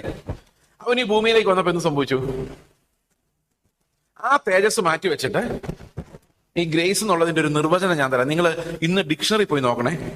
ഗ്രേസ് എന്നുള്ള വാക്ക് ഇംഗ്ലീഷ് ഡിക്ഷണറിയോ മലയാളം ഡിക്ഷണറിയോ ഏതെങ്കിലും നിഘണ്ടു നിങ്ങളുടെ വീട്ടിലുണ്ടെങ്കിൽ അതിൽ നോക്കിയാൽ മതി. കൃപ അല്ലെങ്കിൽ ഗ്രേസ് എന്നുള്ള വാക്കിന്റെ അർത്ഥം അൺമെറിറ്റഡ് ഫേവർ എന്നൊന്നും അല്ല അവിടെ കാണുന്ന ആദ്യത്തെ അർത്ഥം. തിയോളജിക്കലി അൺമെറിറ്റഡ് ഫേവർ, പക്ഷെ ഗ്രേസിന്റെ യഥാർത്ഥ അർത്ഥം മനോഹരമായത്. അതൊരു നിർവചനമായിട്ട് പറഞ്ഞ ഇങ്ങനെയായിരിക്കും: ഗ്രേസ് ഈസ് എ ക്വാളിറ്റി, മറക്കല്ലേ, the grace is a quality that makes something beautiful, attractive and pleasing. അപ്പൊ ഈ കൃപ എന്ത് ചെയ്യണം? ക്രിസ്തുവിന്റെ മുഖത്തേക്ക് നോക്കുന്ന മനുഷ്യരെല്ലാം പ്രകാശിതരാവും. എന്തിനാൽ പ്രകാശിതരാവും? അവന്റെ തേജസ്സിനാൽ പ്രകാശിതരാവും. പക്ഷെ ഈ ഭൂമിയിൽ നമ്മൾ ജീവിക്കുമ്പോൾ ആ കണ്ണഞ്ചുന്ന തേജസ് അല്ല നമുക്ക് ലഭിക്കുന്നത്. പിന്നെ എന്ത് തേജസ്സാണ് ലഭിക്കുന്നത്? ഈ ക്രിസ്തു ഇപ്പോൾ ട്രാൻസാക്ട് ചെയ്യുന്ന ഗ്രേസ് ആണ്. അതേത് ഗ്രേസാ? അതുകൊണ്ടല്ലേ പൗലോസ് എല്ലാ ലേഖനം എഴുതുമ്പോൾ എന്ത് പറയുന്നത്? കൃപയും സമാധാനവും വർദ്ധിക്കുമാറാകട്ടെ. ഈ കൃപ അൺമെറിറ്റഡ് ഫേവർ വർദ്ധിക്കട്ടെ എന്നല്ല പറയുന്നത്. അൺമെറിറ്റഡ് ഫേവർ ഓൾറെഡി ഉണ്ട്. പിന്നെ എന്ത് വർദ്ധിച്ചു വരട്ടെ എന്നാ പറയുന്നത്? ഈ ട്രാൻസാക്ഷണൽ ഗ്രേസ്, അതായത് യേശു ക്രിസ്തുവിൽ നിന്ന് നമുക്ക് ലഭിച്ച the beauty of that glory, അത് നമ്മിൽ ഓരോ ദിവസവും വർദ്ധിച്ചു വരികയും നമ്മൾ സമാധാനമുള്ളവരായി മാറുകയും വേണമെന്നാണ് ഈ പൗലോസ് പറയുന്നത്. ആ ഗ്രേസ് നമ്മിൽ വർദ്ധിച്ചു വരണമെങ്കിൽ കുറെ ഒരു പ്രൊസീജിയർ ഉണ്ട്. ആ പ്രൊസീജിയർ പേരന്റിങ്ങിന്റെ ഭാഗമായിട്ട് പറയാൻ പറ്റില്ല. നമുക്കിത് പിന്നീട് ഒരു അവസരത്തിൽ ആ പ്രൊസീജിയർ വിശദമായിട്ട് പറയാം. എങ്ങനെയാണ് ഈ മുഖത്തേക്ക് ഗ്രേസ് നമ്മൾ ഗ്രേസ് കൊണ്ടുവരുന്നു എന്നുള്ള കാര്യം. That's A methodology given in the 2 Corinthians. അപ്പോൾ നമ്മുടെ ഒന്നാമത്തെ ലക്ഷ്യം എന്ന് പറയുന്നത് പേരന്റിങ് നടത്തുന്നയാൾ അല്ലെങ്കിൽ ടീച്ച് ചെയ്യുന്ന ആള് ക്രിസ്തുവിൽ നിന്ന് ആ കൃപ പ്രാപിക്കുക എന്നുള്ളതാണ്. കുഞ്ഞുങ്ങളോട് ഇടപെടാനുള്ള കൃപ, അവര് ക്രിസ്തുവിന്റെ സ്നേഹത്തോട് അടുത്തടുത്ത് വരാനുള്ള ദൈവകൃപ നമ്മളിൽ നിന്ന് ട്രാൻസാക്റ്റഡ് ആവുക എന്നുള്ളതാണ് പേരന്റിങ്ങിന്റെ ഒന്നാമത്തെ സ്പിരിച്വൽ പ്രിൻസിപ്പിൾ എന്ന് പറയുന്നത്. അത് പെട്ടെന്ന് കുഞ്ഞുങ്ങളോട് മാത്രം കാണിക്കാൻ പറ്റിയല്ല. ഞാൻ ഈ കൃപ എന്ന വാക്കിന്റെ നിർവചനം പറഞ്ഞ ഓർമ്മയുണ്ടോ? എന്താ പറഞ്ഞേ? അത്ര പെട്ടെന്ന് ഓർക്ക വരെ നമ്മളെല്ലാം IAS എഴുതി പോയനല്ലേ. ഞാൻ ഒന്നുകൂടെ പറയാം. Grace is A quality that makes something attractive, beautiful and pleasing. ഇതെന്നെ പഠിപ്പിച്ചു തരാന്നറിയോ? എന്നോട് ബസ് സ്റ്റാൻഡിൽ നിന്ന് ഒരു അപ്പച്ചൻ പറഞ്ഞു തന്നാണ് ഇത്. മോനെ, ഗ്രേസ് എന്ന് പറഞ്ഞ എന്താണെന്നറിയോ? അന്ന് എനിക്ക് പ്രായം 20 വയസ്സ്. അപ്പൊ ഞാൻ പറഞ്ഞു അൺമെറിറ്റഡ് ഫേവർ. ഞാനത് അങ്ങാണ്ട് വായിച്ചോണ്ട് പോയതാ. 21 വയസ്സെന്ന് തോന്നുന്നു. അപ്പൊ അപ്പച്ചനോട് പറഞ്ഞു, മോനെ അത് ആണ്, പക്ഷെ അതല്ല. ഗ്രേസ് എന്ന് പറയുന്നത് അദ്ദേഹം അന്ന് പറഞ്ഞ വാക്യമാണ് ഞാനിപ്പോൾ ഒരു 20 വർഷങ്ങൾക്ക് ശേഷം, 22-24 വർഷങ്ങൾക്ക് ശേഷം ഞാൻ ആവർത്തിക്കുന്ന. എന്തുകൊണ്ടാണ് ഞാനത് ഓർത്തിരിക്കാൻ കാരണം എന്നറിയോ? ഈ മനുഷ്യൻ ഫുൾ ഓഫ് ഗ്രേസ് ആയിരുന്നു. 88-ാം വയസ്സിൽ അപ്പച്ചൻ മരിച്ചുപോയി. ആ അപ്പച്ചൻ മുഖം കറക്കുന്ന ഒരിക്കലും കണ്ടിട്ടില്ല. നിങ്ങളൊരു വീട്ടിൽ ചെന്ന് ഞാൻ അപ്പച്ചനോട് ഒത്തിരി അടുത്ത് സൂചിക്കാൻ പറയാൻ പോയിട്ടുണ്ട്. അന്ന് 68 വയസ്സും 66 വയസ്സ് മറ്റോ ആയിരുന്നു. 88 വയസ്സ് മരിച്ചിട്ട് ഇപ്പൊ കുറെ നാളായി. 66-68 വയസ്സുള്ള സമയത്താണ് ഞാൻ ഇദ്ദേഹമായിട്ട് പല വീടുകളും വിസിറ്റ് ചെയ്യാൻ വേണ്ടി പോകും. സുവിശേഷം പറയാനാ പോകുന്നത്. സുവിശേഷം പറയാൻ പോകുമ്പോൾ പുള്ളി ഒരു ഒറ്റ മുണ്ടും ഒറ്റ ജുബായി മാത്രമേ പുള്ളിക്കുള്ളൂ. പിന്നെ ഒരു പെയർ ഷോൾഡർ ബാഗിൽ കാണും, ഒരു തുണി സഞ്ചി. അത് എടുത്തിട്ട് ഇത് അലക്കിയിടും. വേറൊന്നും പുള്ളിക്ക് സ്വന്തമായിട്ടൊന്നും ഇല്ല. പൈസ ഇല്ലാത്ത ആളല്ല കേട്ടോ. പുള്ളി ഒരു ഹെഡ് മാസ്റ്ററായിട്ട് റിട്ടയർ ചെയ്യുകയും ഒത്തിരി അവാർഡുകളൊക്കെ വാങ്ങിക്കുകയൊക്കെ ചെയ്തിട്ടുള്ള ഒരാളാണ്. സ്വാതന്ത്ര്യ സമരത്തിൽ വരെ പങ്കെടുത്തിട്ടുണ്ട് ചെറുപ്പകാലം. അപ്പൊ അദ്ദേഹം ഒരു വീട്ടിൽ ചെന്ന് കഴിഞ്ഞാൽ ആ വീട്ടിലെ ഏത് ദുഷ്ടനായാലും വണങ്ങിപ്പോകും. ആ വണങ്ങിപ്പോകുന്നതിനാ വെച്ച് കഴിഞ്ഞാൽ പുള്ളി വണങ്ങിക്കൊണ്ടേ ചെല്ലുള്ളൂ. പുള്ളി ഭയങ്കര ഹംബിൾനെസ്. നമുക്കത് കാണുമ്പോൾ ആളെ കാണുമ്പോൾ പറയും, ആർക്കും എതിർക്കാൻ പറ്റത്തില്ല. സ്നേഹമായിട്ട് മോനെ എന്ന് വിളിച്ച സംസാരിക്കുള്ളൂ. അത് ചുമട്ടുതൊഴിലാളികളാണ് ടൗണിലുള്ള അദ്ദേഹത്തെ കാണുമ്പോൾ ഇത് അഴിക്കും, ഇത് തലക്കെട്ട്. ഭയങ്കര ബഹുമാനം. പുള്ളി ആഗ്രഹിക്കുന്നില്ല, അറിയുന്നില്ല. പക്ഷെ പുള്ളി സംസാരിക്കുമ്പോഴല്ല കുഞ്ഞു കൊച്ചുങ്ങളിലേക്ക് വരെ ഈ ഗ്രേസ് ട്രാൻസാക്ഷൻ ഞാൻ കണ്ടിട്ടുണ്ട്. അവിടെ നിന്നാണ് ഞാൻ അടുത്ത പ്രിൻസിപ്പിളിലേക്ക് പോകുന്നത്. അദ്ദേഹം ഒരു 87-ാം വയസ്സിൽ മരിക്കുന്നതിന് ഒരു 5-6 മാസം മുമ്പ് ഞങ്ങളുടെ ചർച്ചിൽ വന്നു, ഞങ്ങളുടെ വീട്ടിൽ വന്നു, ഇവിടെ എറണാകുളത്ത് ഒരാഴ്ച ഞങ്ങളോട് താമസിച്ചു. എന്നോട് ഭയങ്കര സ്നേഹമായിരുന്നു. എൻ്റെ ഫസ്റ്റ് ടീച്ചർ അദ്ദേഹം, ബൈബിൾ ടീച്ചർ. ഞാൻ ബൈബിൾ കോളേജിൽ പോകുന്നതിന് മുമ്പ് ഇതല്ല. അപ്പൊ അദ്ദേഹം ഇങ്ങനെ ഞങ്ങളുടെ ചർച്ചിൽ ചെറിയൊരു ഗ്യാതറിംഗ് ആണ്, ഈവനിങ് ഗ്യാതറിംഗ് ഞങ്ങളുടെ വീട്ടിൽ കൂടിയേക്കോ. 10-12 പേരുണ്ട്.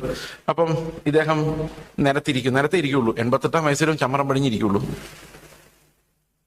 അപ്പൊ ഞാൻ അദ്ദേഹത്തോട് ചോദിച്ചു, അപ്പച്ചാ ഞങ്ങളുടെ ചർച്ചിനോട് എന്തെങ്കിലും പറയണ്ടോ? അപ്പൊ പുള്ളി കസേര കയറിയിരുന്നു. എന്നിട്ട് പറഞ്ഞു, മോനെ 5 മിനിറ്റേ പറ്റുള്ളൂ, എനിക്ക് വയ്യ. ഞാൻ പറഞ്ഞു ഓക്കെ. 8:30 തുടങ്ങിയ പരിപാടി 11:30 ആയപ്പോഴാണ് തീർന്നത്. അത് അപ്പച്ചൻ നിർത്താഞ്ഞതല്ല, നിർത്താൻ ആരും സമ്മതിക്കാഞ്ഞതാണ്.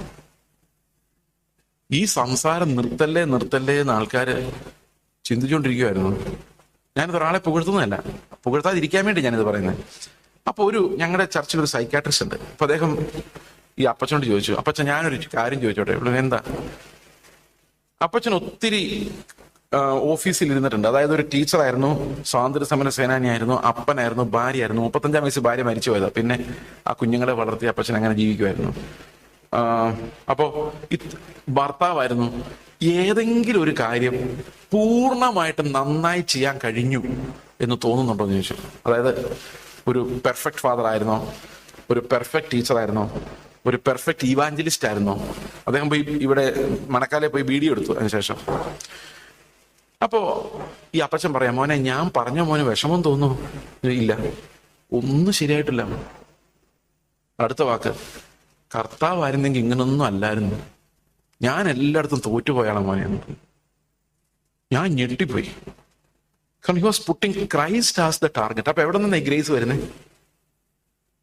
നമ്മുടെ മുമ്പിൽ എപ്പോഴും കർത്താവ് ഉള്ളൂ എങ്കിൽ, നമ്മൾ എപ്പോഴും കർത്താവിനെ നോക്കിയാ പോകുന്നതെങ്കിൽ, നമ്മുടെ ഉള്ളിലേക്ക് മുഖത്തേക്ക് എന്ത് സംഭവിക്കും? അവന്റെ മുഖത്തുള്ള പ്രകാശം നമ്മുടെ മേൽ അടിക്കും. അവർ നല്ലവരായതുകൊണ്ടല്ല. അപ്പൊ ഞാൻ വിചാരിക്കുകയാണ്, ഇനി ഞാനും അങ്ങനെ ആകണം. എന്റെ ഉള്ളിൽ ആഗ്രഹം തോന്നിയപ്പോ കർത്താവ് അദ്ദേഹത്തിന്റെ ഒരു ബലഹീനത എനിക്ക് കാണിച്ചു തന്നു. മൈനറാണ്, പക്ഷെ മനുഷ്യരെല്ലാം പോക്കാണ്. എങ്കിലും നമ്മുടെ ഈ ബലഹീനതയുടെ നടുവിൽ നമുക്ക് എന്ത് ചെയ്യാൻ പറ്റും? കർത്താവാണ് നമ്മുടെ ലക്ഷ്യമെങ്കിലും ആ തേജസ് നമ്മിലേക്ക് വരാൻ. അപ്പൊ ഇതെല്ലാ റിലേഷൻഷിപ്പിലും ട്രാൻസാക്ഷണൽ ഗ്രേസ് ഉണ്ടാകണം. അതുകൊണ്ടാണ് ലേഖനങ്ങളുടെ അവസാന ഭാഗത്ത് ഈ മോറൽ ഇൻസ്ട്രക്ഷൻ പറയുന്നത് ആദ്യം പറയാതെ. കാരണം ഫസ്റ്റ് പത്യോപദേശം ആൻഡ് ദെൻ ധർമ്മോപദേശം. മനസ്സിലാകുന്നുണ്ടത്? അപ്പൊ ഭാര്യാഭർത്തൃ ബന്ധത്തിലും ഈ ഗ്രേസ് ഒഴുകി നോക്കി. നിങ്ങളുടെ വീട്ടിൽ അത് ഒഴുകുന്നുണ്ടോന്ന് അറിയാൻ മേല. രാവിലെ ഭർത്താവ് വന്നിട്ട് എന്റെ കീ എവിടെ എന്ന് ചോദിക്കുമ്പോ, എവിടെയെങ്കിലും വെച്ചിട്ട് എന്നോട് ചോദിച്ചാൽ ഞാൻ എവിടെ നിർത്തി തരാനാ, നിങ്ങൾ വെച്ചിട്ട് നോക്ക് എന്ന് പറയുന്നതിനകത്ത് നല്ല ഗ്രേസ് അല്ലേ? ഭയങ്കര ഗ്രേസ് അല്ലേ? ഭാര്യ മടുത്തിരിക്കുമായിരിക്കും, ടയർഡായിരിക്കുമായിരിക്കും. ഞാൻ ടയർഡാകുമ്പോൾ ഗ്രേസ് കാണിക്കാൻ പറ്റില്ല. കർത്താവിന് മാത്രമേ ക്രൂഷ്യൽ പറഞ്ഞു കിടന്നപ്പോഴും ഗ്രേസ് കാണിക്കാൻ പറ്റുമായിരുന്നുള്ളൂ. നമുക്കൊരു ഇത്തിരി ടയർഡ്നെസ്സോ ഇത്തിരി മുള്ളിന്മേലോ ആണെങ്കിൽ നമ്മൾ ഒരു ഗ്രേസും കാണിക്കില്ല. അപ്പൊ നമ്മൾ ശരിക്കും അകത്തുനിന്ന് വരുന്ന ഒരു ഗ്രേസ് ഉണ്ടോ എന്ന് അറിയണമെങ്കിൽ പുറത്തെ കൂട് പൊട്ടണം. പൊട്ടുമ്പോൾ നമ്മുടെ ഉള്ളിൽ നിന്ന് വരുന്നത് എന്താന്നുള്ളതാണ് ശരിക്കുമുള്ള നമ്മുടെ ക്യാരക്ടർ. ചിലർക്ക് സന്തോഷമുണ്ട്. അപ്പൊ ആരെങ്കിലും നിങ്ങളെ കുത്തി പൊട്ടിക്കുമ്പോഴാണ് നമ്മൾ ശരിക്കും സാങ്ക്ടിഫൈഡ് ആണോ അതോ വേഷം കെട്ടാണോ എന്നുള്ള കാര്യം മനസ്സിലാകുന്നത്.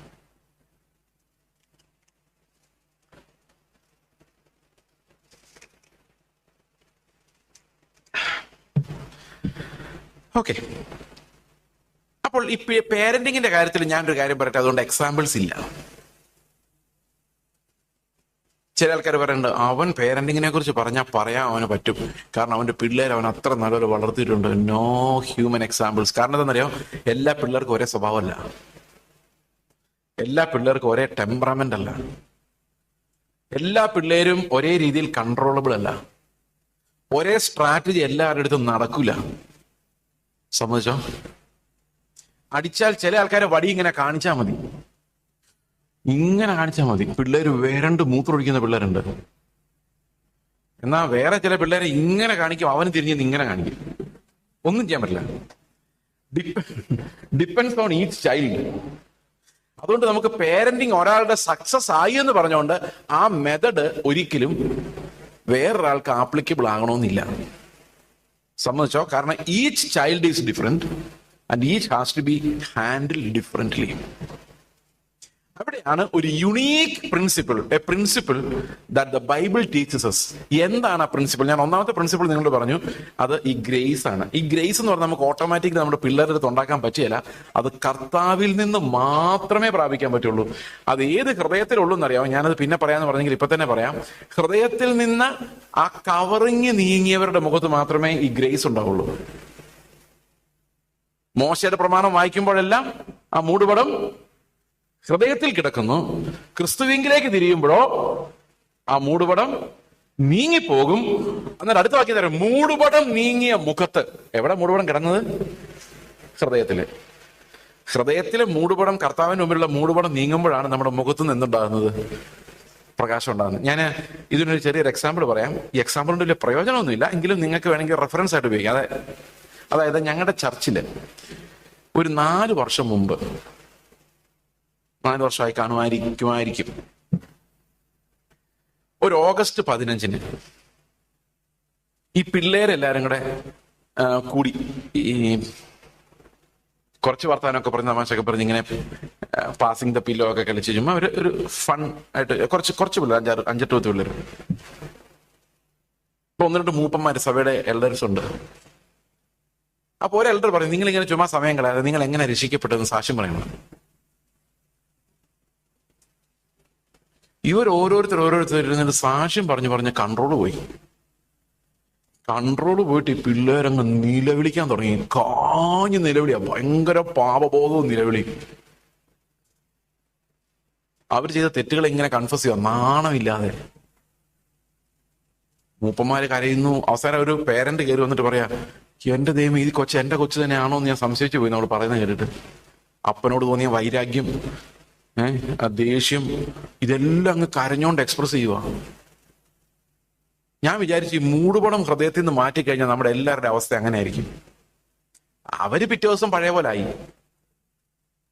എന്നാലും ദൈവത്തിന് എന്തെല്ലാം ചെയ്യാൻ പറ്റും, നമ്മുടെ ഹൃദയത്തിൽ നിന്ന് മൂടുപടം എടുത്തു മാറ്റാൻ ആത്മാവിന് പറ്റും. ആത്മാവായ ദൈവത്തെങ്കിലേക്ക് തിരിയുമ്പോഴാണ് നമ്മുടെ ഹൃദയത്തിലെ മൂടുപടം എല്ലാം പോകുന്നത്. മനസ്സിലായോ? അവിടെ ആ മുഖത്താണ് ഈ കൃപയുടെ ട്രാൻസാക്ഷൻ ഉള്ളത്. അതാണ് ഒരു ഫസ്റ്റ് പ്രിൻസിപ്പിൾ ആയിട്ട് ഞാൻ. രണ്ടാമത്തെ കാര്യം എന്ന് പറയുന്നത് ആ മൂടുപടവുമായിട്ട് ബന്ധപ്പെട്ടതാണ്. അപ്പച്ചൻ പറഞ്ഞൊരു കാര്യമുണ്ടല്ലോ, ഞാൻ എൻ്റെ മകനെ ശിക്ഷിക്കാൻ നിൽക്കുമ്പോൾ ഞാൻ ചെയ്തവനും അവൻ ചെയ്യാത്തവനും അല്ല, ഞാനും അവനും ഒരുപോലെ ബ്രോക്കണാണ്. ഇത് പാടാ. പറ്റുമോ? ഈ ഒരു പ്രിൻസിപ്പിൾ, അതായത് ഞാനൊരു നീതിമാൻ എന്നുള്ള അവകാശത്തോടു കൂടി അല്ല. അതാ ഞാൻ പറഞ്ഞത്, പത്യോപദേശത്തിനകത്ത് നമുക്ക് എന്ത് സാധിക്കില്ല? ശിക്ഷണം സാധിക്കില്ല. എവിടെ മാത്രം ശിക്ഷ സാധിക്കും? ധർമ്മോപദേശത്തിൽ മാത്രമേ ശിക്ഷ സാധിക്കുള്ളൂ. പത്യോപദേശത്തിൽ ഒരിക്കലും ശിക്ഷ സാധിക്കില്ല. കാരണം പത്യോപദേശത്തിൽ ഞാനും ബ്രോക്കൺ, ഞാനും ഓടുന്നതേ ഉള്ളൂ. മനസ്സിലാകുന്നുണ്ടോ? അത് വേറൊരു രീതിയിലാണ് നമ്മൾ പത്യോപദേശം പഠിപ്പിക്കുന്നത്. ഇവിടെ എന്താ എഫെസ്യ ലേഖനത്തിൽ പറഞ്ഞിരിക്കുന്നത്? അവരെ പ്രകോപിപ്പിക്കാതെ, കോപിപ്പിക്കാതെ. അപ്പൊ പത്യോപദേശത്തിന്റെ മെത്തഡോളജി വേറെയാണ്. ധർമ്മോപദേശം പഠിപ്പിക്കുന്ന രീതിയിൽ നമ്മൾ എന്ത് ചെയ്യാൻ പാടില്ല? പത്യോപദേശം പഠിപ്പിക്കാൻ പാടില്ല. കാരണം ധർമ്മോപദേശം പഠിപ്പിക്കുന്ന അനുസരിക്കുന്ന അപ്പനമ്മമാരാണ്, എന്നാൽ പത്യോപദേശം പഠിപ്പിക്കുന്ന എല്ലാം പാപികളാണ്. ഇപ്പൊ ഞാൻ നിങ്ങളോടൊന്ന് സംസാരിക്കുമ്പം ഞാനൊരു പാപിയായിട്ടാണ് നിങ്ങളുടെ മുമ്പിൽ നിൽക്കുന്നത്. വീണ്ടെടുക്കപ്പെട്ട, കൃപ കാണിക്കപ്പെട്ട, കർത്താവ് കൈ പിടിച്ചിരിക്കുന്ന, ഞാൻ നിന്നെ രക്ഷിക്കാം എന്നുള്ള വാഗ്ദത്തത്തിൽ വിശ്വസിക്കുന്ന, വീണ്ടെടുക്കപ്പെട്ട, ക്ഷമിക്കപ്പെട്ട ഒരു പാപിയാണ് നിങ്ങളോട് സംസാരിക്കുന്നത്. അപ്പൊ നിങ്ങൾ എനിക്ക് വഴക്ക് പറയാൻ പറ്റുമോ? വഴക്ക് പറയാൻ പറ്റില്ല. കാരണം എന്റെ ഉള്ളിലും നിങ്ങളുടെ ഉള്ളിലുമുള്ള പാപത്തിന്റെ സീഡ് ഒന്ന് തന്നെയാണ്. അത് പരിഹരിക്കാൻ എനിക്ക് കഴിയില്ല, എന്റെ പ്രസംഗങ്ങൾ കഴിയില്ല, കർത്താവിന് മാത്രമേ കഴിയുള്ളൂ. അപ്പൊ ഞാൻ എങ്ങനെയെങ്കിലും നിങ്ങളെ നിർബന്ധിച്ച് കർത്താവ് എന്ന ഹീലറുടെ അടുത്തേക്ക് തള്ളി വിടാൻ വേണ്ടിയാണ് ഞാൻ ഈ പ്രസംഗിക്കുന്നതും പാടുപെടുന്നതും പെർസ്യൂഡ് ചെയ്യുന്നത്. ഇപ്പൊ പത്യോപദേശം ഒരു കൊച്ചിനെ പഠിപ്പിക്കാൻ പാടാണ്. നിങ്ങൾ ഈ ബ്രദറും പിള്ളേരുടെ അടുത്ത് ചെന്ന് കഴിഞ്ഞാൽ അവർ പത്യോപദേശം മുഴുവൻ കാണാതെ പറയും. ആ പഠിത്തത്തെ കുറിച്ചല്ല ഞാൻ പറയുന്നത്. അത് പിശാച് പഠിക്കുന്നതല്ലേ. ഞാൻ ബ്രദറുകാർ പഠിക്കുന്ന പിശാച് പഠിക്കുന്നവരാന്നല്ല പറഞ്ഞത്. അങ്ങനെയുള്ള വേദ പഠനങ്ങൾ പിശാചിന്റെ പഠനങ്ങളാണ്. കാരണം എന്താ? ഈ പിശാചിനെല്ലാം ഉപദേശം അറിയാം, പക്ഷെ അതുകൊണ്ട് പ്രയോജനമില്ല.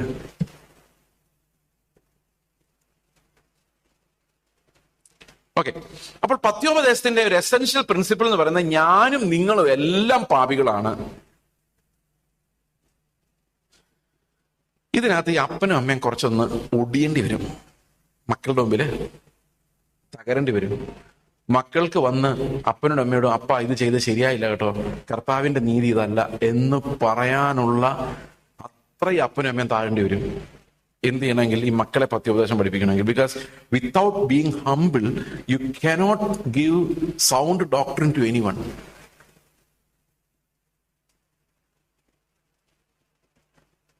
അപ്പൊ ധർമ്മോപദേശത്തിന്റെ level is okay, that's what the world teachers. പക്ഷെ ബൈബിൾ ഇൻസ്ട്രക്ഷൻസ് നിങ്ങൾക്കറിയാമോ? പൗലോസ് പഠിപ്പിക്കുമ്പോൾ എങ്ങനെ